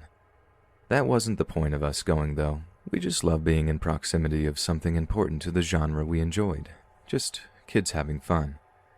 By the way, I looked pretty young for my age then, and wearing pigtails this day didn't help with that either. So we get dropped off and meet up at the audition place, a community center of some sort. We kind of dilly-dally around a bit until we have a lineup for our respective auditions, i.e. singing, dancing. I was going to go sing, so I was mentally preparing myself in the crowded space outside of the audition rooms. That's when out of the corner of my eye, I see a tall, older, 40s maybe, white man begin to approach me. I remember thinking, is he going to audition too? It was strange because everyone else in there was younger, maybe he was a parent. He walks up pretty close and goes, "Can you help me please?" I'm confused and I ask him what he needs help with. The staff here, my son. My son's trying to audition, but they won't let him audition. Okay, this is weird. I then asked him why, and he responds, because he's not Korean. That was when I started to get creeped out. I looked around to see a pretty diverse crowd and then back at him. I don't know. That's terrible. You should talk to... And then I point towards the staff. They should be able to help.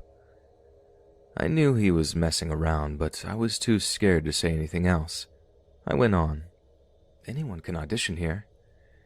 He didn't listen and insisted on me helping him. Then he said something that sent a chill down my spine. When I was trying for the 5th time to convince him to approach the staff instead of me, he beckoned me to come outside with him. My son's just outside my car. Can you come talk to him, please? That was when I repeated what I said earlier and began to firmly walk in the opposite direction. He kept trying to coax me out to see his son. I managed to lose him in the crowd of people. Only seconds later, I see him talking to my friend about me and helping his son and all that. I was shocked. The man had clearly been watching me for a while to know who I came with. We were split up at that point. I went up and told him we should get going without looking at the man. He ignored me and kept on talking to her. Without speaking, I went up to her, grabbed her hand, and pulled at her once to get her away from him. She was super gullible and didn't understand why I was so worried. The man clearly was unnerved by what I did and left my friend and then disappeared into the crowd. So about 20 minutes later, I'm in the lineup for the audition when I get a cold feeling in my body, and I turn to look towards the entrance. My audition room was close to it, and there he was, standing. But he wasn't just standing. He had his arms crossed and he was glaring at me. I've never seen someone look at me with such vitriol. He looked like he wanted to harm me. It was terrifying. The crowd of people was sparse because we had all lined up outside our assigned rooms. The man waited there, staring at me non-stop for an hour. An hour. He glared at me all the way until I got into the audition room. I was so scared that he'd be there once I got out, but I guess the auditions went on longer than he expected and he went home, with his son in tow, I'm guessing.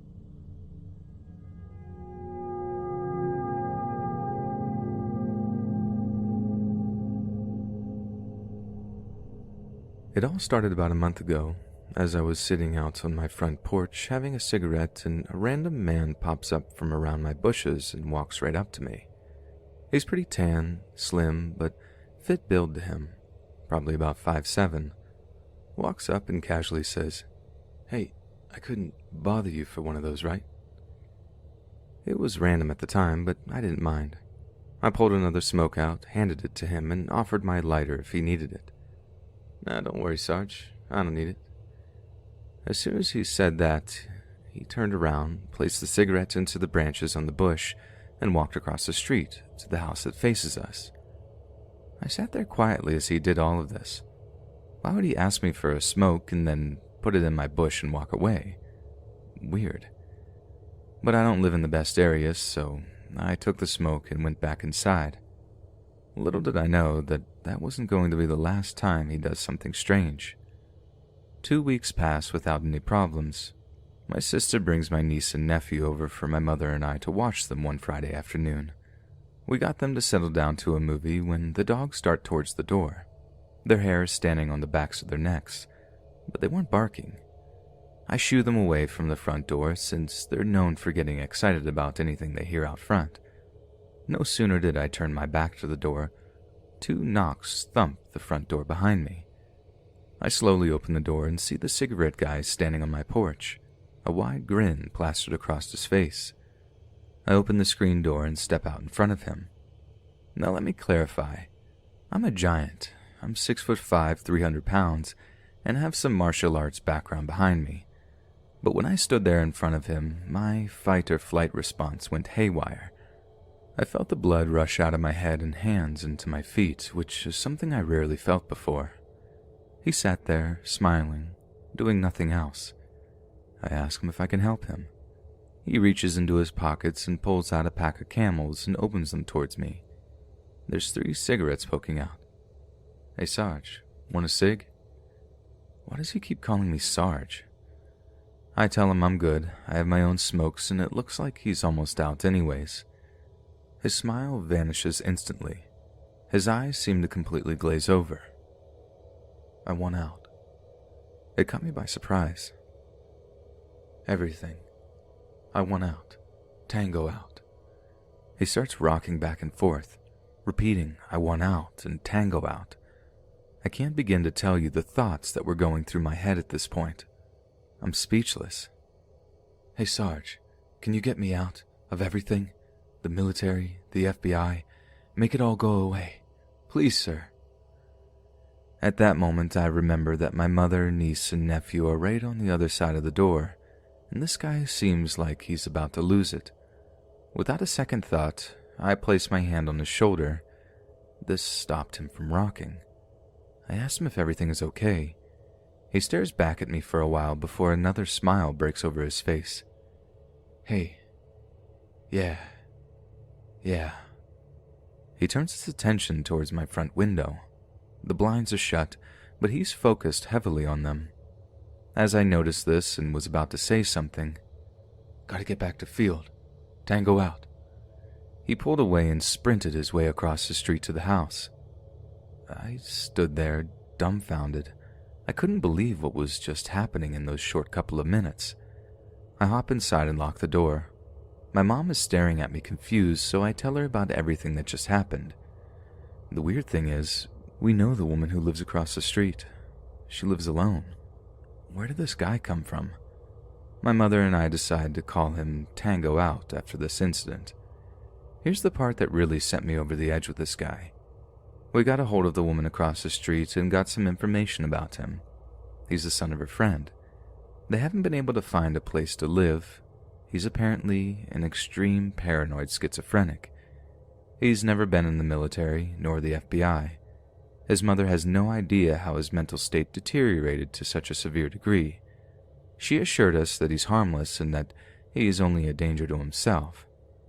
Well, last week my mother and her boyfriend decided to go hang out with some family, so I was home alone with my 2 dogs.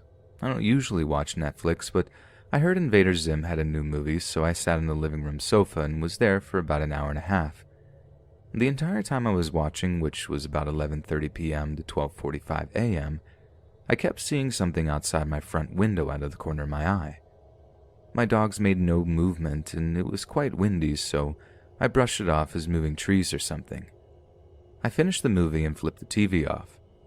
I stand to stretch, and once again I catch something out of the corner of my eye. This time, though, My dogs went straight to the door and stood at alert. I was about to go out for a smoke anyways, so I make my way to the window to show my dogs that Mom and Dad weren't home yet. That's when I saw him, standing on my porch staring at my front door. Once again, my fight-or-flight response exploded, way more than the first time. I snuck my way to the front door and quietly turned the deadbolt and handle locks. I didn't want him to hear me. I can see out of my blinds, but only a little bit. He's still standing there, not moving an inch, wearing a white tank top and probably his boxers. I was dead focused on him. I was trying to figure out if I was going to have to confront this man. He's never been mean or angry towards us. I have no bad things to say about him, since I understand he's not all there. But this was too bizarre.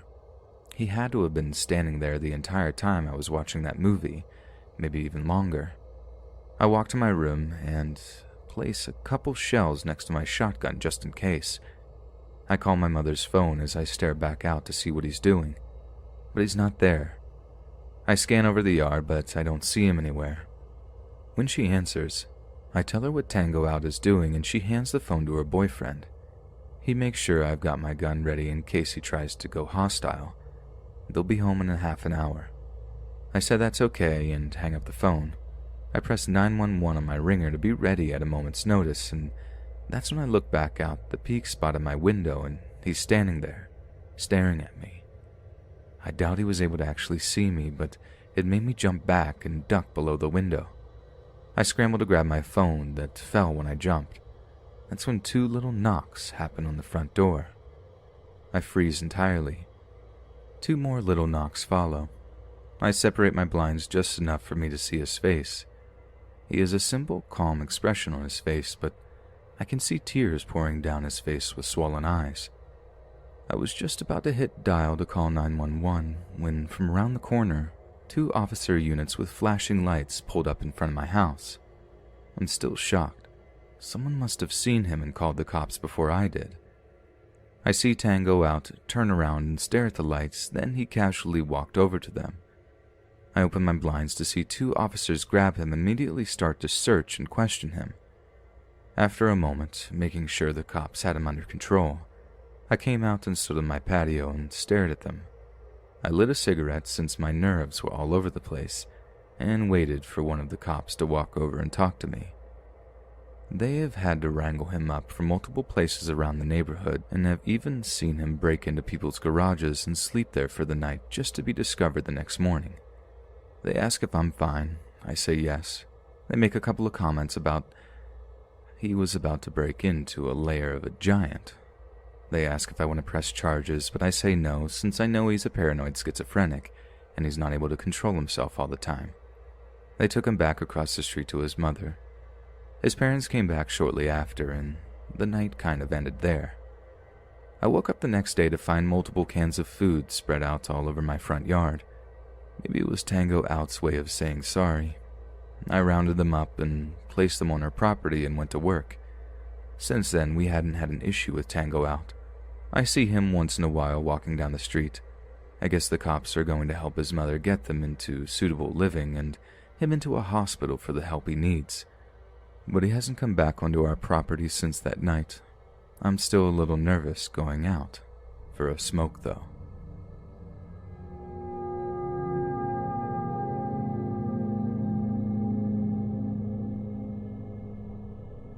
My first month, I sputtered through a series of odd jobs, casually drifting from one gig to another as I tried to figure out what I really wanted out of my life.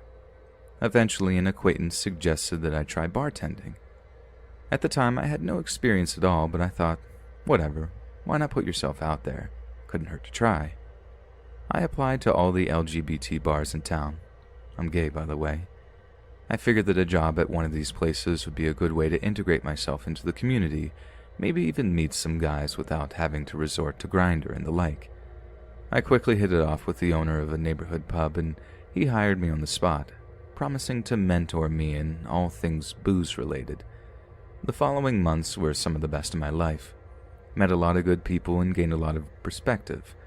I'm now starting grad school, but I still work at that same bar a couple of nights a week. That's where the following incident occurred. A few months ago, I should mention that this bar is on the corner of a main road and a quiet side street. It's important. Anyway, around 5:45 p.m., I parked my car halfway down the side street, which at the time was lined with cars, and I walked back to the pub.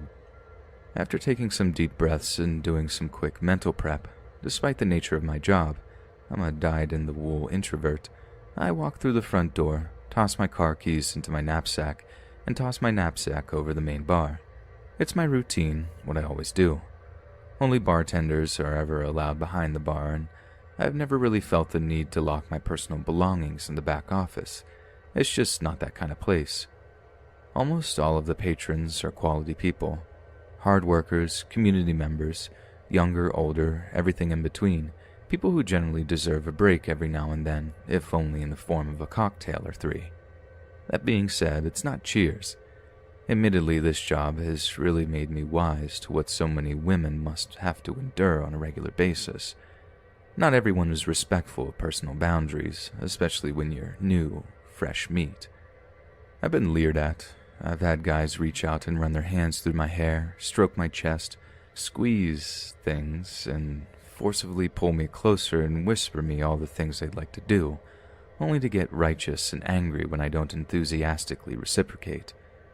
My first week, my boss told me half-jokingly that this is a gay bar, but there's no such thing as harassment. I guess because they're dudes and I'm dudes and we're all dudes and I'm supposed to man up and deal with it, which, for the most part, I do and did. The money's consistently good, but I still can't say that I'm entirely comfortable with it. Double standards suck. Monday evenings can be hit or miss. That one Monday was a miss. By the time 10 p.m. rolled around, only a couple of folks remained. That's when Vern walked in. I guess that Vern was in his mid to late 30s. Solid build, clean-shaven, average-looking, sort of impeccably anonymous. I've never seen him before. He sat down at the end of the counter on the very last stool, next to where I enter and exit from behind the bar and where I usually leave my belongings. He ordered a soda and introduced himself, and we made small talk for a few minutes. He seemed to be a pretty affable guy, and nothing about him seemed explicitly out of the ordinary, but admittedly something about him didn't quite sit right with me. He almost seemed a little too ordinary, like conspicuously so. He was dressed up as dressed down, if that makes sense. It's hard to describe. Think along the lines of someone who might spend an hour trying to style perfect bedhead. Anyway, at some point the topic got around to video games, which I love, and for a good 10 minutes we discussed some upcoming releases we were both apparently excited for. Eventually I had to excuse myself to help another customer as well as finish a couple of other tasks that still needed doing. But Vern said it was no big deal and of course I needed to do my job. Cool, no problem. As I walked around the pub, cleaning this and that, I couldn't help but notice that whenever I happened to look in Vern's direction, he was already looking at me. This is something I've gotten used to as a bartender, but again, something in particular just didn't sit right. Sometimes he would look away, but most of the time he wouldn't, giving me a tiny, impenetrable smile. This went on for a while, nearly 2 hours. I'd walk up to him occasionally, ask him if he needed anything, and we'd have a brief exchange. I'd go back to my other duties. He'd just keep on staring, and so on and so on. In all that time, he only ordered one more soda, and he didn't talk to anyone else. He had his smartphone on the counter in front of him, but I never once saw him looking at it. As I said before, I've experienced worse, so I figured that he was probably socially awkward or maybe just lonely. Whatever he was, though, he wasn't particularly subtle. By midnight, Vern was the only person still sitting at the bar. There were 2 guys playing pool in the back room, out of sight, and a few guys smoking on the patio, but Vern and I were the only ones in the main room. In that sort of situation, it'd feel rude to not just chat up the only person left in the vicinity. It's part of my job to make people feel welcome after all. But despite it being a super slow night, I felt drained and I just couldn't find the energy to strike up a genuine conversation with someone who was making me feel like I was on full display. I figured it would be a good time to go to the storeroom and grab a few cases of beer that I had to restock soon anyways. I excused myself and told Vern that I was going to the office and would be right back, but if he needed anything, he could holler. When I made it inside the office, I immediately felt a sense of relief, like I'd finally made it backstage after a gruelingly long performance. It took me about 30 seconds to grab the stuff I needed, but I decided to sit down and mess around on my phone for a few minutes, enjoying my solitude. I stayed there until it felt like I'd been away from my post for a bit too long, at which point I grabbed the beer cases and headed back to the bar. To my surprise, Vern was gone by the time I got back, and there was just a $20 bill under his glass. I felt suddenly guilty, not because I just made money off of him, though of course that was appreciated, but because maybe he really was just some closeted dude who didn't know how to interact with other guys, and maybe the money was his only reliable way of expressing gratitude for the company. Maybe I had misread the cues and was projecting my own insecurities onto his admittedly awkward behavior. Maybe. In any case, he was gone now, and I still had more to do, so I placed the cash in my tip jar and mentally thanked him for it. I began going about my tasks for the rest of the shift and quickly put Vern out of my head. A couple of hours later, around 1 a.m., I escorted the final stragglers outside and closed the front door. I work alone on Monday nights, so it usually takes me a little less than an hour to finish my tasks after closing. As per usual, I put on some chill music and went on autopilot. I finished everything around 2 a.m.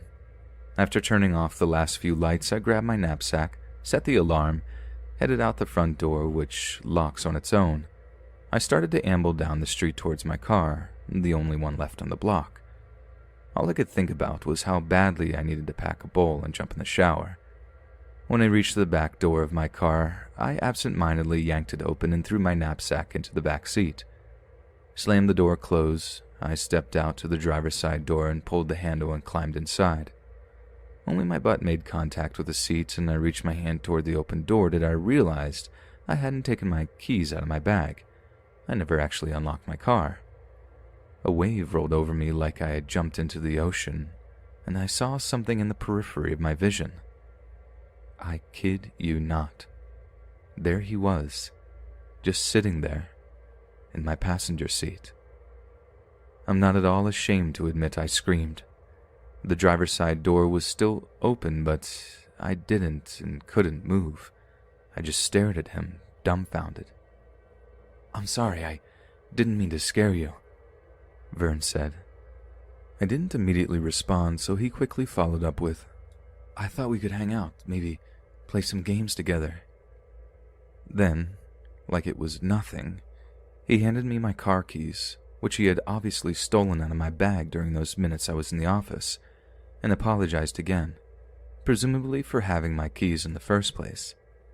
Then he offhandedly gave me an address and said that he didn't live far away, if I was interested.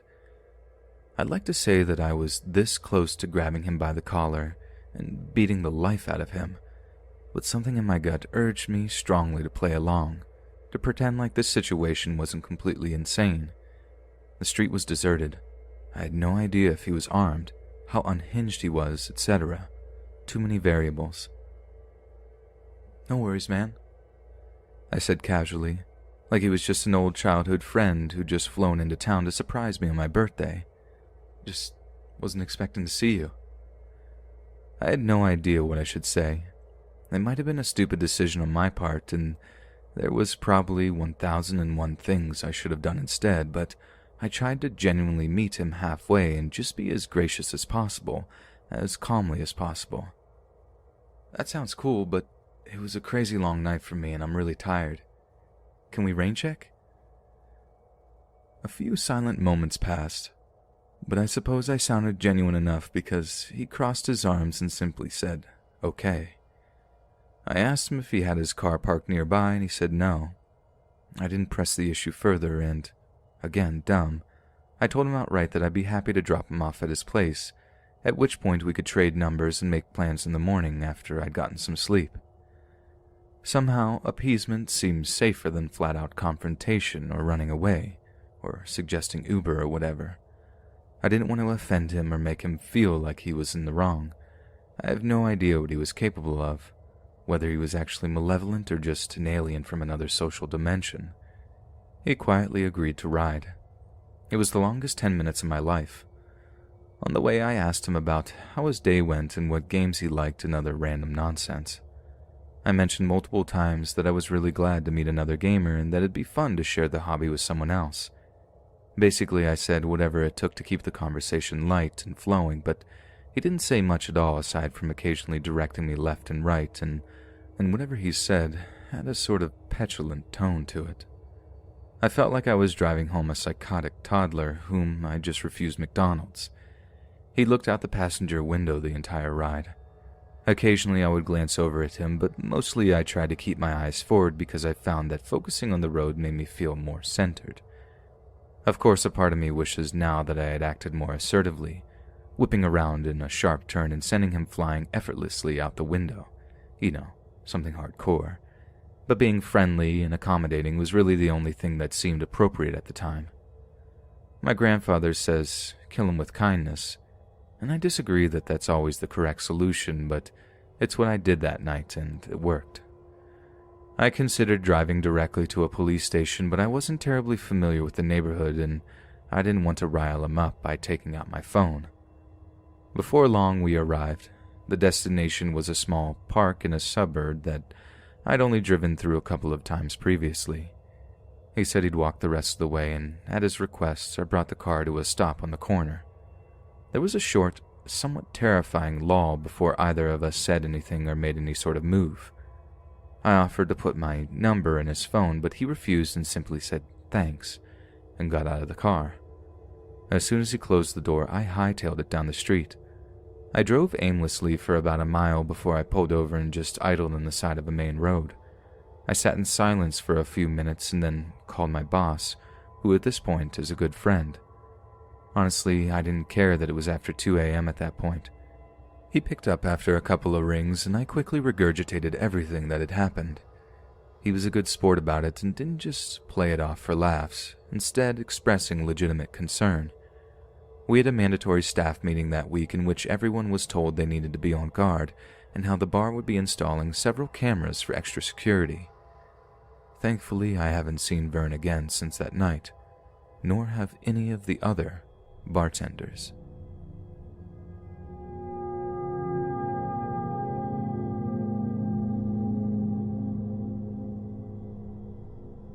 So this story isn't very long at all, but it's the scariest thing that's ever happened to me. It was my senior year of high school and pretty late in the school year. I think it was March, maybe February. Anyways, I had just got to school.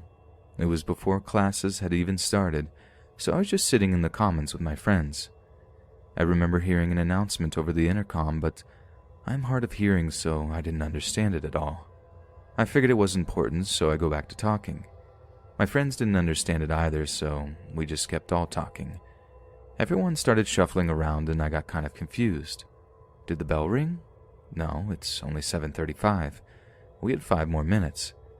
Then the ladies from the office came and told us to hurry into a classroom. I asked why and she said just go as she pushed me into the choir room. My friend was already in there and I asked her what was going on. We're on lockdown. Didn't you hear the announcement? Locks lights out of sight. My heart dropped. Lockdown? I was so scared I thought I was going to die. Or worse, one of my friends. Then I saw another friend crying. I went over to comfort her and she said she couldn't find her boyfriend before she got pushed in here, and he isn't texting back and she was so worried. I sat down and started to cry myself. I texted my mom to let her know what was going on, and then I turned my phone on Do Not Disturb and sat in the dark, quiet room. A few minutes go by and I hear footsteps outside. My heart is beating out of my chest and tears are rolling down my face. By now it's probably 9 a.m. The door opens and I brace myself. It was thankfully the principal, there to tell us that everything is okay and we can go to class. No one got hurt and all was okay, but it truly was the scariest experience of my life.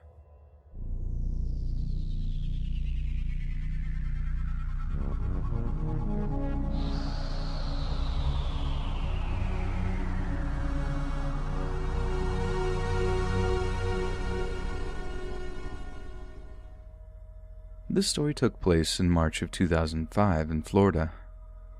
I'm Jamie, and I'm now a 36-year-old widow, but at the time this story took place, I was a 21-year-old single mother. I had recently moved to Bradenton, Florida, where my mama lived, from Columbus, Ohio. Within a week of moving to Florida, I had gotten a job at Easter Seals Daycare working with special needs children in early childhood education. In the state of Florida, it's mandatory to work in early childhood education, aka daycare teacher. You have to first take a 40-hour class. I believe it's only about 30 hours now. At this time, I had babysat since I was 11, taken Red Cross classes as a young girl in babysitting, and had worked part-time in Bally's Total Fitness Daycare. This was my first time working in a professional environment. Needless to say, I loved children, and my whole life all I ever wanted was a child. Me and my future husband had a very hard time conceiving, and Promise Rose was my miracle baby. I was the happiest woman alive the day she was born. She is the only child I currently have alive. I hope to have at least one more. I currently don't work in a daycare anymore. The experience I'm about to share pushed me to make more of myself, and am now an RN. The 40-hour classes are broken up by category, and each one is a certain amount of hours. Literally 1 week to the day, I had just completed the hours, category identifying and reporting child abuse and neglect. Had I not taken this class, I believe the outcome of this horrible experience would have never been the same. I had just learned if a child is missing or had been abducted, you immediately lock down the facility and contact the authorities, not immediately look for the child, which is what your instincts tell you to do. My baby girl was in between 3 and 4 months. She had tried and successfully mastered cereal, so next is actual baby food. An infant's taste buds aren't developed, so you want to always start with veggies, because if you start with fruits, most likely they won't want to eat anything else that's not sweet. Just trust me, that's not a road you want to go down.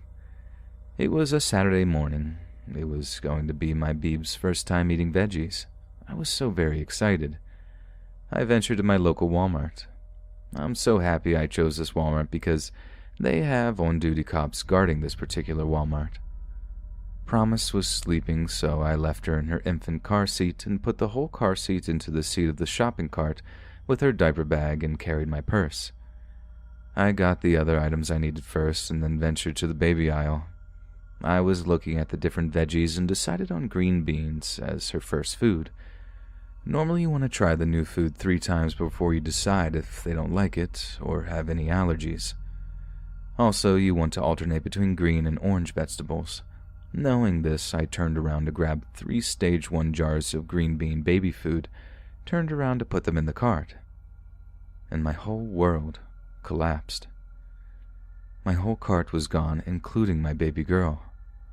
I dropped the jars and screamed, "Where's my baby?" Everyone turned and looked at me, but no one moved. I, to this day, don't know how I stayed so level-headed and reacted with precision. Now listen, I'm a big girl.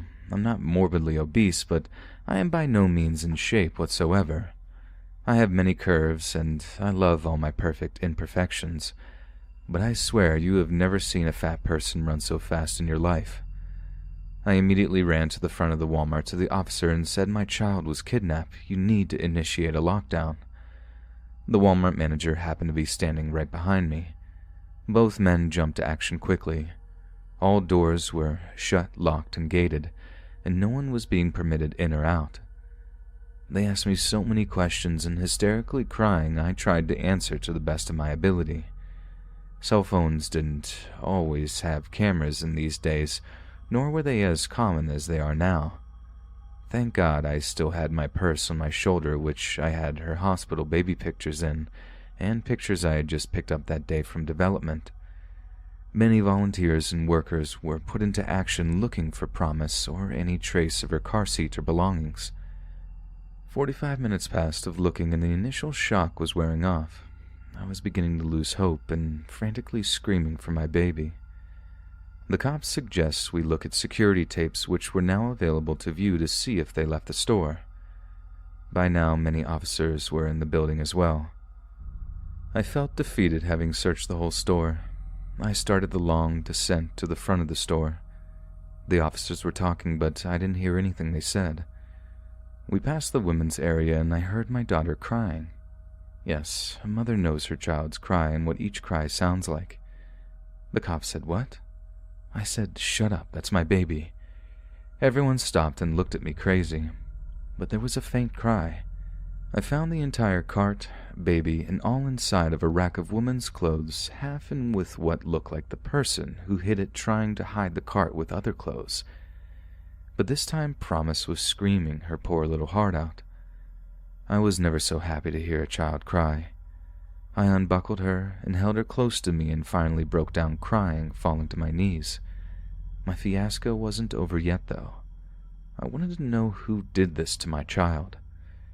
The EMTs looked over Promise to check she wasn't hurt, and by sight and vitals all seemed well besides a dirty diaper, thank God. I was escorted to the security office and shown a truly terrifying CCTV video. Thankfully, they had just installed new cameras in the store, and specifically in the baby aisle because baby formula was being stolen in bulk.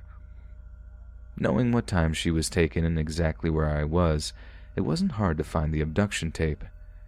There was a woman with 2 children, and the young male child was seen pushing my cart with my daughter away with the woman and other child in tow. After some time searching through the sea of people shopping that day, the small family was found. Thankfully for her, the officer wouldn't allow me near her. At the time, she claimed her son had stolen the cart, and she was scared she would be charged with a crime or have immigration called on her. Right.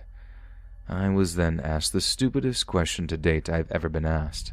Do you want to press charges? I'm pretty sure you all know my answer. A year or so later, the litigation finally began. The woman was in her 20s as well, and of Mexican descent. Turns out the other 2 children weren't even hers. She had kidnapped them as well. When the judge asked her why she did this to me and my daughter, she replied with a smug look on her face, that she felt like it. She had already took 2 other children from the same Walmart, so why not get what she actually wanted? A baby.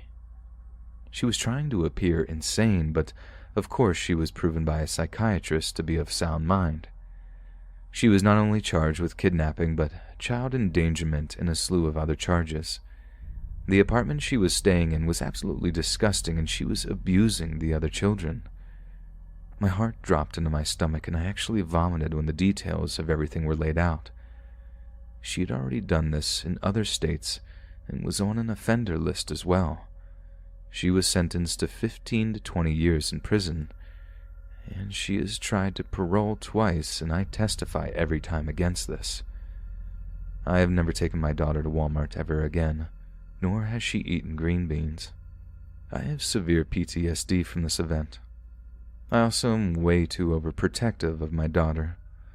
All in all, she is a healthy 14-year-old little woman now. She is such a good child, smart and bright, and the highlight of my life. I'm so blessed to call her my daughter. I literally couldn't ask for a better child. She's a little mouthy, but I have no idea where she gets that from. Thanks so much to law enforcement and first responders. And thank you to all the employees of Walmart on 50. And lastly, thank you so much to all the people who volunteered that day to save my baby girl. To the child-napping monster rotting in prison, I hope you drop the soap.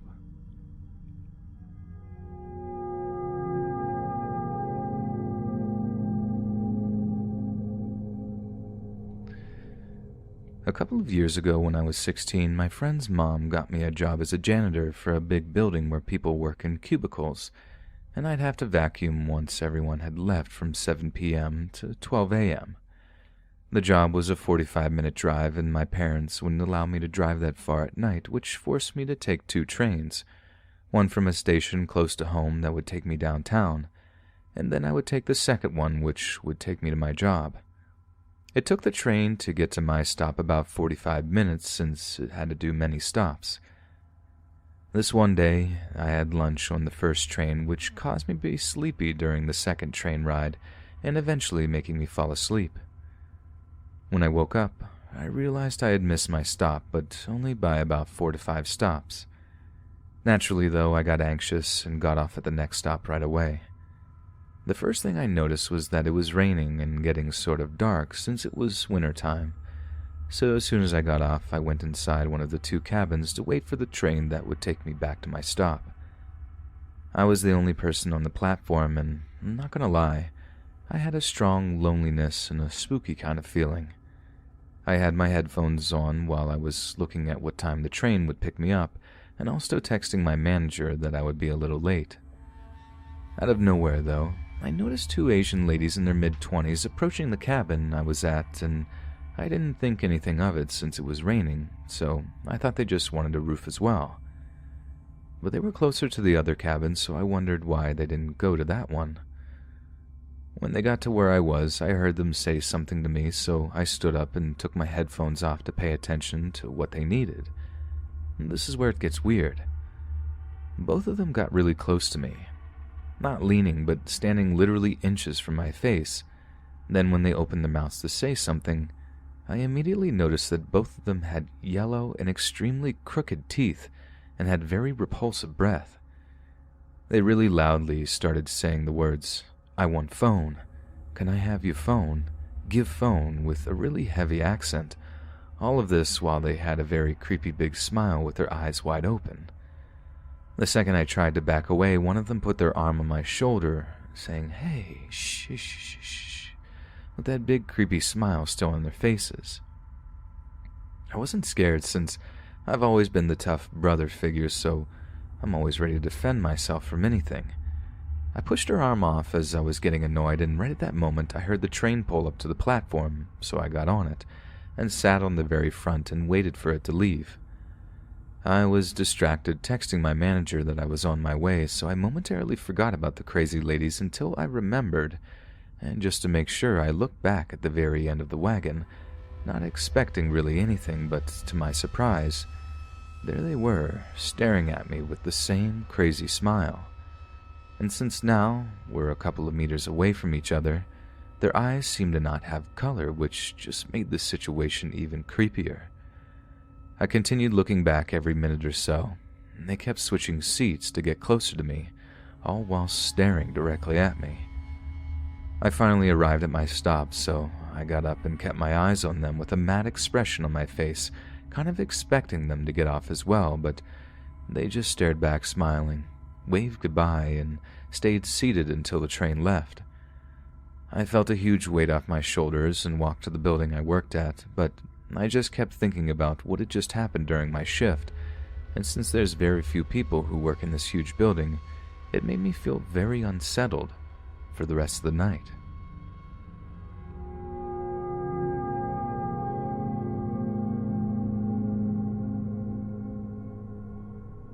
So this happened when I was 13, I believe, which would have put me in 8th grade. I was about 5'2" and 100 pounds, and my friend wasn't much bigger. I'm 18 now, so this would have been in 2013 or 14. I went with my best friend at the time, Kennedy, to an amusement park not far from where we lived, probably a 30-minute train ride. We spent the whole day there and started to head back around 10:30 p.m. We got on the bus, which would take us to the train station, and there was only one other person on with us. I'm shy, but Kennedy is very extroverted, so she began to make conversation with the other guy on the train. I didn't want to talk, as I had a really bad feeling about this man. He was probably mid-30s, balding, short, chubby, and smelled really weird. I got a bad vibe, but Kennedy just made small talk, asked about his day, where he's from, etc. He told us he's from the city to the west, which I won't name, but we were going to be headed north. We got off the bus and headed to the train, which would not arrive for about 20 more minutes. We sat down and honestly thought that was the end of it. But after a minute, this man comes and sits right next to me and starts talking to us again. At this point, I'm like, something's off here, and I just wanted to go home. You could tell Kennedy was starting to realize this isn't right also. I see a couple of guys, probably 16 or so, big guys, tall and definitely strong, and I make eye contact with one, and I think he sensed the fear in my eyes. He and his friend came over and sat on the other side of us, next to Ken. They talk to us as if though they'd known us forever. Finally, the train comes and it's the opposite way the man should be going, so I feel like we'll be safe. We go to the top of 3 stories on it and sit down. The boys who had come sat by us sat a few rows down, and we look over and the creep is walking up the stairs. At this point, I'm like, okay.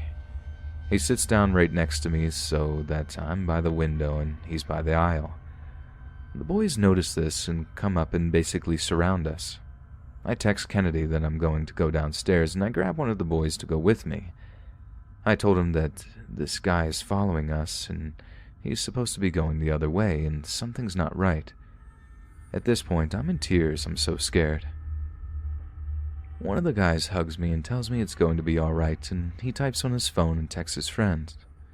My stop finally comes by now. It's about 11:30 at night and pitch dark out. We get up and the creep gets up as well and starts to go to get off the train with us. I'm panicking and I look at the boys who grab the man by his shoulder and tell him they know what he's doing and he's not getting off at the stop. He gets angry and starts to try and convince them that he knows us and he's with us and he's like our uncle or something. They obviously don't buy his story, and Kennedy and I run off the train as fast as we can, thanking the guys so much as we run. The man wasn't able to get off at our stop, and we managed to get home safely, thankfully. But every time I'm at that train station, I think of that man and what he could have been planning for my friend and I that night. I know it couldn't have been good.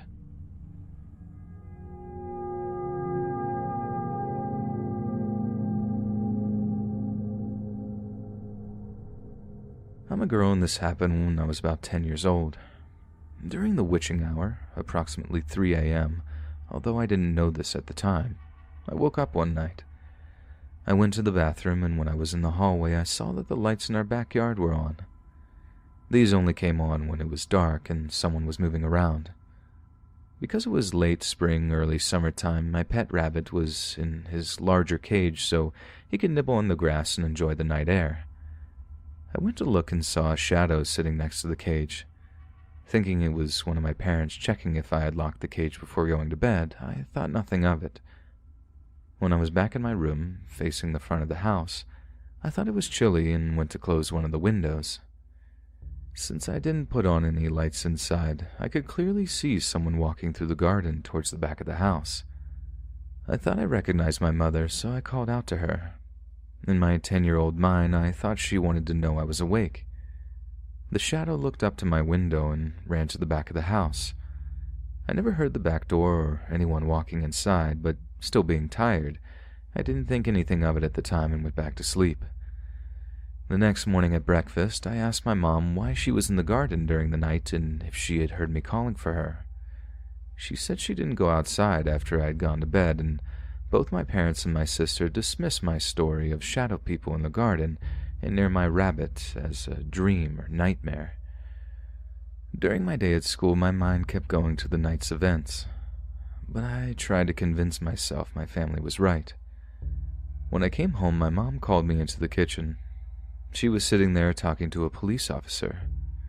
Not knowing what to think, I sat down next to my mom. She said the officer was here to talk about what I saw during the night. For perspective, we went up to my room so I could show the officer what I saw and where I stood. After going through my entire story, the officer told me they had found papers, money, and passports right at the edge of the forest that bordered our backyard. He told me that they were stolen from a home invasion a couple of streets away. For years, this was all I knew, until my mother told me the following. The home invasion wasn't a couple of streets away. Our next-door neighbors were robbed.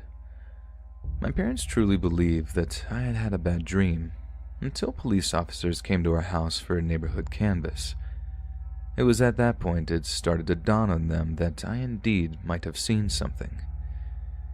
It was never known to me or my parents if the burglars got caught, but we always and still believe that my statement had helped the police to get them. At least my being awake and closing my window got our neighbors their passports and some of their money back.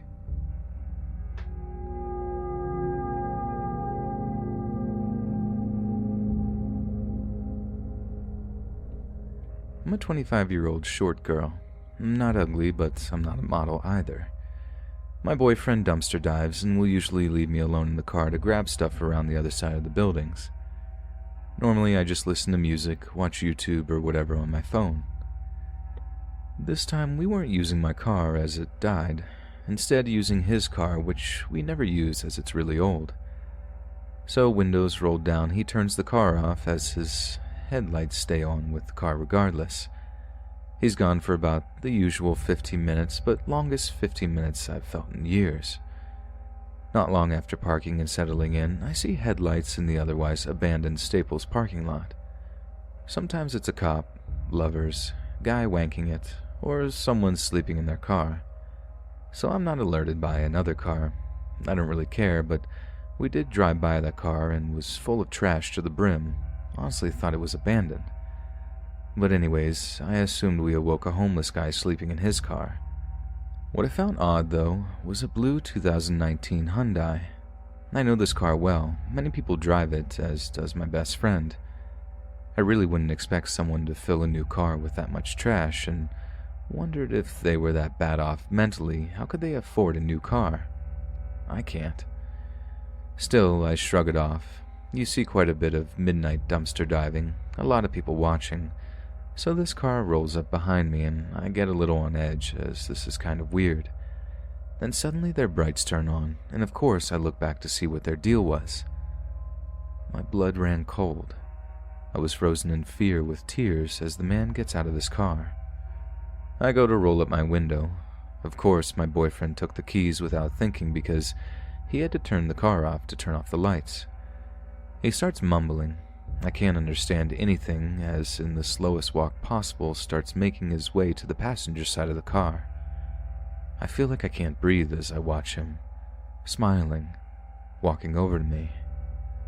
I'm crying without even blinking, just rolling down my face.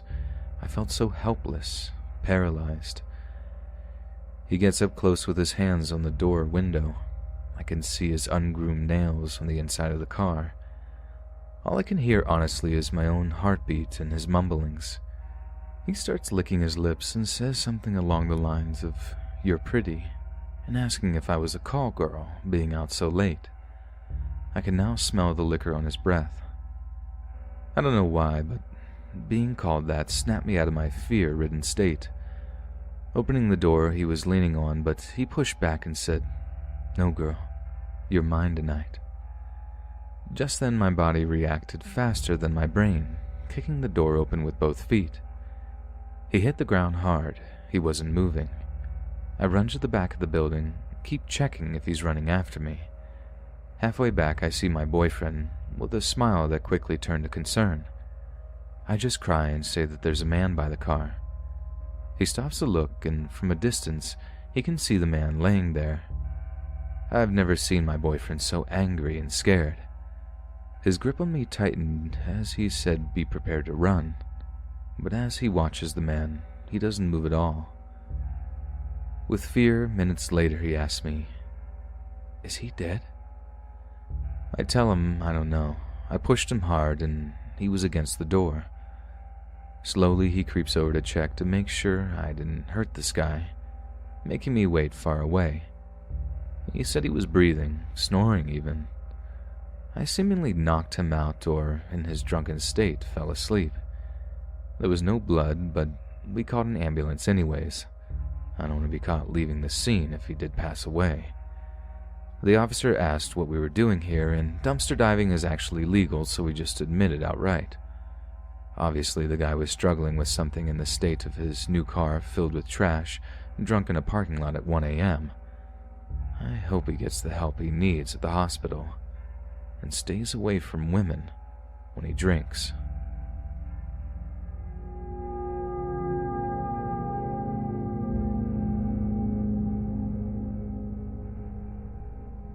For a bit of context, I'm a 25-year-old woman and a very creative person. I'm no stranger to my mind creating terrible nightmares. But this man, Shadow or whatever he is, doesn't seem to be just a nightmare. But the first time I encountered the smiling man was back when I was in high school. I had a very long day of school and working at my part-time job, so I opted to go to bed early when I got home. I said goodnight to my parents and went to my room, my old dog Max following me. I fell asleep as soon as my head hit the pillow. I'm not sure how long I was asleep, but I awoke in a panic. I wanted to sit up and turn on my light, but I couldn't get up. My eyes darted around my room, landing on what seemed to be a man, a jarring silhouette outlined by the moonlight streaming into my room. Though I strained my eyes staring at him, I couldn't make out anything more than his black eyes and his ear-to-ear, bright white, pointed smile. I wanted to scream, but my voice wouldn't come. I looked over to my dog. He was softly sleeping next to me. When I looked back at the smiling man, he had moved closer to my bed. It then became the sick version of the no-blinking game. Once I was losing, till finally his face was leveled with mine, and in sheer terror I closed my eyes tight, not able to stand that smile anymore. My alarm blared, and I nearly fell out of bed, covered in a cold sweat. These have been my regular experiences with the smiling man. I did research and brought him to life in drawings and even paintings in order to face the fear, but he continued to visit me from time to time. And at one point, I had decided that he appeared when I had some pretty serious stuff happening in my life, loss, illness, etc. But now, after years of not seeing him in my nightmares, he's back. It's all the same. I can't move. I can't call out to my husband or my puppy, and I have to stare at his awful smile. And this time, I can feel his long, cold fingers slithering across my body, even through my sheets. He has been lingering practically around my belly. Me and my husband had started talking about having children. I fear for the worst.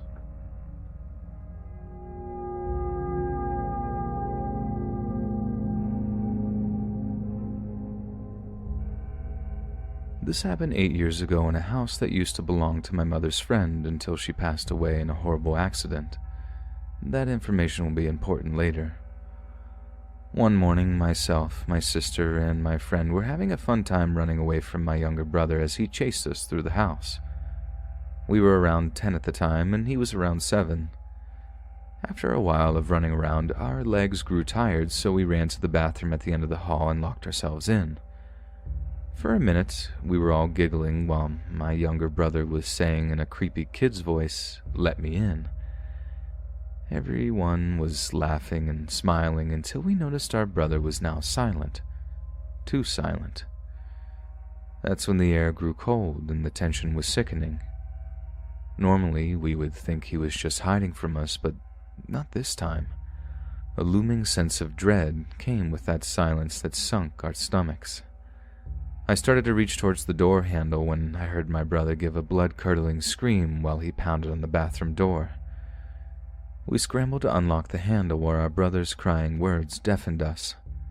"Let me in, please," he repeated over and over again. When the door finally flung open, he ran and buried his face in our arms. "What's wrong? What happened?" we all asked, knowing he wasn't playing around. "There was a girl," he said through his loud sobs. We looked quickly at each other in confusion while he continued. She only had half a face.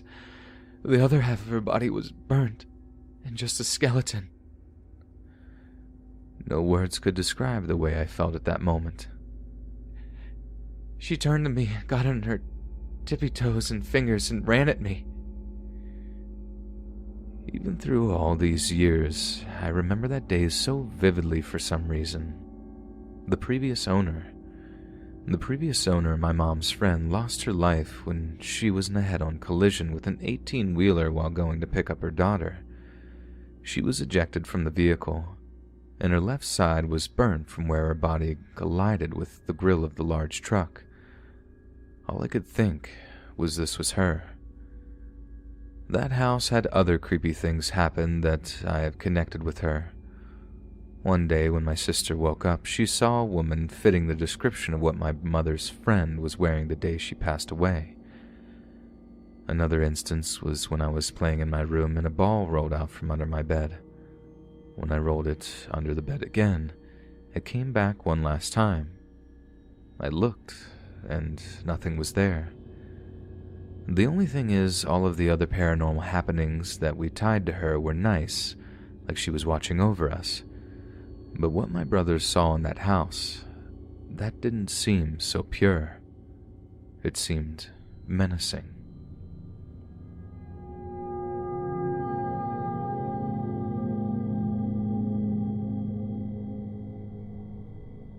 To start, it was this summer, and I was 14. I spent the night at my friend's house. We'll call her Cynthia. So I rode the transit 20-something miles east. I don't really go east since I live on the beach cliff. Beach towns are more popular, but inland for a while is just highway. This town in the middle of the woods that was only visited by tourists if they were truly lost, because it was a 10-mile hidden turn from the main highway. This town was one long road with a grocery store, gas station, and motel with multiple roads down to pretty old houses. This place had some history pertaining to the local native tribe. With tall, opaque walls of forest everywhere, I was on high alert because wendigos were talked about seriously and seen often. After walking down the completely quiet road for some time, I made it to her house. It was around 10 p.m. when I arrived. Sometime later we got bored and of course decided to walk to Cynthia and I's friend's Chemius's house and decided to steal some greenery from her dad's greenhouse, if you know what I mean. 3 a.m. and some irrational decisions later, we are walking down the road and shivering cold. We cut through the trailer park and for some reason we had so much unexplainable adrenaline and also jumped over a 7-foot baseball fence which is curved inwards towards the field, making tremendous noise climbing and jumping. We regretted it instantly, and we both turned scared after noticing that we were now on the baseball field and to our left was exposed woods. Cynthia looked scared out of her mind, and I picked up on it fast since we stood there in silence and pitch-black dark as there wasn't a street light for about 30 feet. I whispered, "We can't jump back over the baseball fence, it's curved." So we started to walk along the fence with Cynthia looking, turning around frequently. After about 20 feet, we turned around and saw a freakishly tall thing about half a football field away on our side of the fence. It was illuminated on its left side by somebody's window. We froze and stared while my heart dropped. My face went cold and my stomach retracted in fear. I couldn't tell which way it was facing, but this horrid thing moved slightly and I noticed one thing. The legs were bent backwards like a deer. It was standing 2-ish feet above the fence, making it almost 9 feet tall. We booked it and ran the short distance to the public trail bathrooms across the deserted road. She pushed me inside in front of her. We locked the door instantly, choosing to be trapped. She grabbed her phone hesitantly and we looked at the empty bars. Obviously, sleep wasn't an option. We sat in that bathroom, freezing on the concrete floor for hours. Around the 30-minute mark, we heard gravel right outside the bathroom. We both moved slowly, slid across the bathroom, still not letting each other go. Under her coat, clearly this thing was circling us. After 3 or 4 obvious circles, it slowly went back to silence. Watched the sun come up. We heard some cars go by since daylight, and we decided on the next faint sound of a car that we'd run to the early open gas station. Cynthia was drinking out of the sink when I alerted her of the car. We both grabbed our backpacks, and she swung the heavy door open like it was nothing. After the short sprint and inside the station, I looked through the glass door, and I thought I saw it approximately 25 feet from the bathroom. Pretty sure that it was walking into the forest. When I turned around, I told her that I couldn't see it anywhere and that it was probably far gone.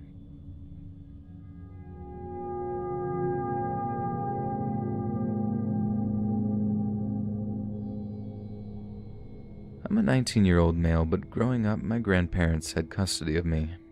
I lived in their house, but my dad was around. At this point in time, the story took place, he lived in his own house and I was somewhere between 6 to 8 years old. I would go over there on weekends or after school sometimes to be with him. My father isn't the best of people and he was involved in some very shady stuff.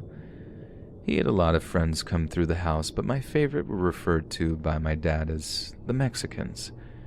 They were my favorite friends because they would arrive to the house, walk back to his room for a few moments and leave. I was so used to being ignored or in the background while people stayed all day and night that this was refreshing. One dark night, my dad's friend came and got me from my grandparents. Right before we get into the neighborhood, my dad's girlfriend pulled up next to us. She had a conversation with my driver. I don't know what was said, but the mood suddenly changed and he rushed to my dad's house. We pull in front of the driveway and get out of the car. My dad quickly comes to the car, shadowed from the porch light behind him. He was angry, more angry than I'd ever seen him. In his rage, he comes up to the car and throws a deck of cards at the man who drove me to his house. He gets in his face and starts yelling at him, swearing and accusing the man of betraying him. Both the man and I were so confused. Me more than anybody else. As my dad took a breath to calm down, he explained that somebody had came to the house dressed like police officers but with ski masks on. They knocked on the door and eventually ended up kicking it in. They came for my dad and used a plug-in-and-play Pac-Man cord to tie him up. They stuck guns in his face and ransacked the house. The driver and I were both shocked. Thankfully, we had just missed the intruders and my dad ended up getting free from the unconventional restraints. We all walked inside the house. I went straight to my room to see what was touched. Nothing was taken except a power cord to my original Xbox. My room was completely untouched, which surprised me, but I had so much kid stuff I wrote it off as using the toys as an explanation. My dad's room was almost cleaned out. His things in the living room and kitchen were also gone. He became engulfed in his rage again. I saw him yell and swear as he kicked a leftover chair. I quietly walked back into the living room and sat on the couch, my young mind racing, wondering if they would come back. Fear flowed through my body, and at this time I noticed how late it was. It was a school night, but my adrenaline was still pumping. I decided I couldn't go to school tomorrow. Terror still ran through my body, and I sat there and cried. This wasn't the only time something like this happened. After that experience, there were maybe 2, maybe 3 more home invasions. Some involved guns, some just involved beating my dad up with clubs and brass knuckles. I no longer felt safe inside the house. Anytime I was near the property, I became nervous. The times I would actually go over there, I would be scared out of my mind if a shadow in the night moved or an unexpected friend came over. Eventually, the police found my dad's stuff in a truck and returned most of his things back to him.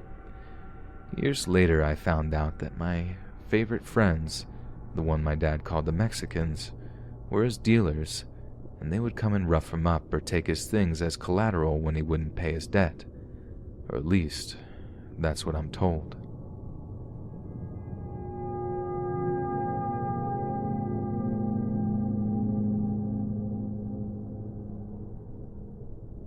For context, I am a 20-year-old Hispanic woman and I am 4'11". In my city, there was a scare around 2 years ago about a human trafficking tactic that would get young girls to go to a church of some kind and be kidnapped there. Some girls at a local mall were approached by 2 women who would ask them if they wanted to learn about God, the Mother. They knew what the trick was and ran immediately to security, and the other recruitment women ran away as soon as they saw security. What God, the Mother, is far darker than a simple church. These women try to trick you into feeling safe because you are talking to women. They ask for your number and email in order to contact you. This is for you to be called to a certain place or maybe even track you. The reason I mention this is because I was almost kidnapped. I was, and currently am, attending community college in order to get a transfer to a better university. It may seem expensive, but it helps me financially in the long run. It was around winter semester when this happened. I was waiting outside a classroom my friend was in so that we can take the bus together to go back home. While I was waiting, 2 women of Asian descent were walking around and talking to girls. I looked up and thought, well, it is community college. They may be a club or people allowed into school grounds to promote something, so I didn't pay it much mind. That was until they came up to me. I was listening to music and they waved to get my attention. I took off an earbud and they asked if I knew about God the Mother. I immediately felt a cool sweat near my neck. It had been drilled in my mind that I wouldn't be gullible and to stand my ground no matter how introverted I was. I told them calmly that I wasn't interested and they persisted a bit but ultimately gave up. However, as they were walking away, they went up to another girl to do the same to her, but they recognized her.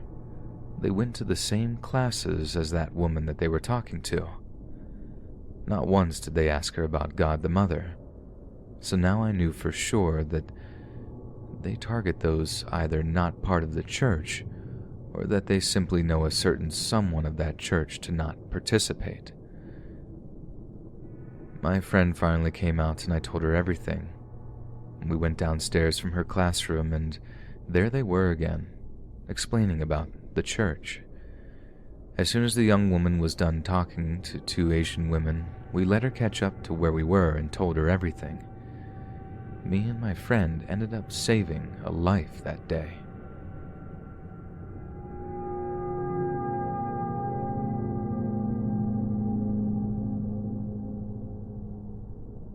I'm a 17-year-old girl.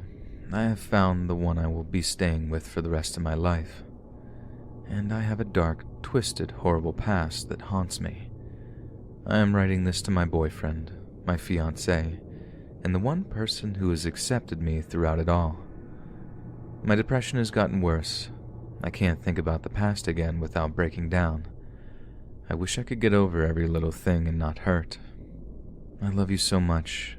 I deal with most of the pain on my own because I don't want to tear you down with me. You don't know how much you mean to me. You mean everything to me. I don't ever want to be a burden on you. I don't want to disappoint you, let you down, tear you down, anything. I don't want to put you through any kind of pain. And if I told you every single time I was down, I'd be a burden on you in so many ways. So I hide some of it and let the rest out while you're asleep, and then cuddle you until I feel better. I know it's not right, but I love you so much I can't bring myself to tear you down with me. I don't want to drag you down. I'm supposed to be lifting you up, like you do to me every single second you're with me, the highlight of my day. You are the sun that brings me life and the only reason I wake up so early, because I'm so excited to spend every last second I have with you. I know this is depressing and you might be overthinking if you do ever read this, but I care about you so much. I don't ever want to see you hurt. It'll hurt me too much if you ever got hurt. I couldn't bring myself to love me ever again if I ever hurt you in any kind of way, so I'm sorry I deal with a lot on my own. It's only for you, so I can prove I am strong, so I can prove I can get better. And you don't have to watch over me every second of the day, so you can live your life to the fullest, live your dream, live the way you want without having a huge burden on your shoulder. I love you, and I'll start loving me more. Hey friends, thanks for listening. Be sure to subscribe and click that notification bell to be alerted of all future narrations. If you got a story, be sure to submit them to my subreddit, /letsreadofficial, and give and receive feedback from the community, and maybe even hear your story featured on the next video. And join my Discord to interact with me and other listeners directly. And if you want to support me even more, grab early access to all future narrations for just $1 a month on Patreon. And maybe even pick up some Let's Read merch on Spreadshirt. And check out the Let's Read podcast, where you can hear all these stories in long compilation form and save huge on data, located on both Spotify and Apple Podcasts. Links in the bio. Thanks so much, friends, and I'll see you again soon.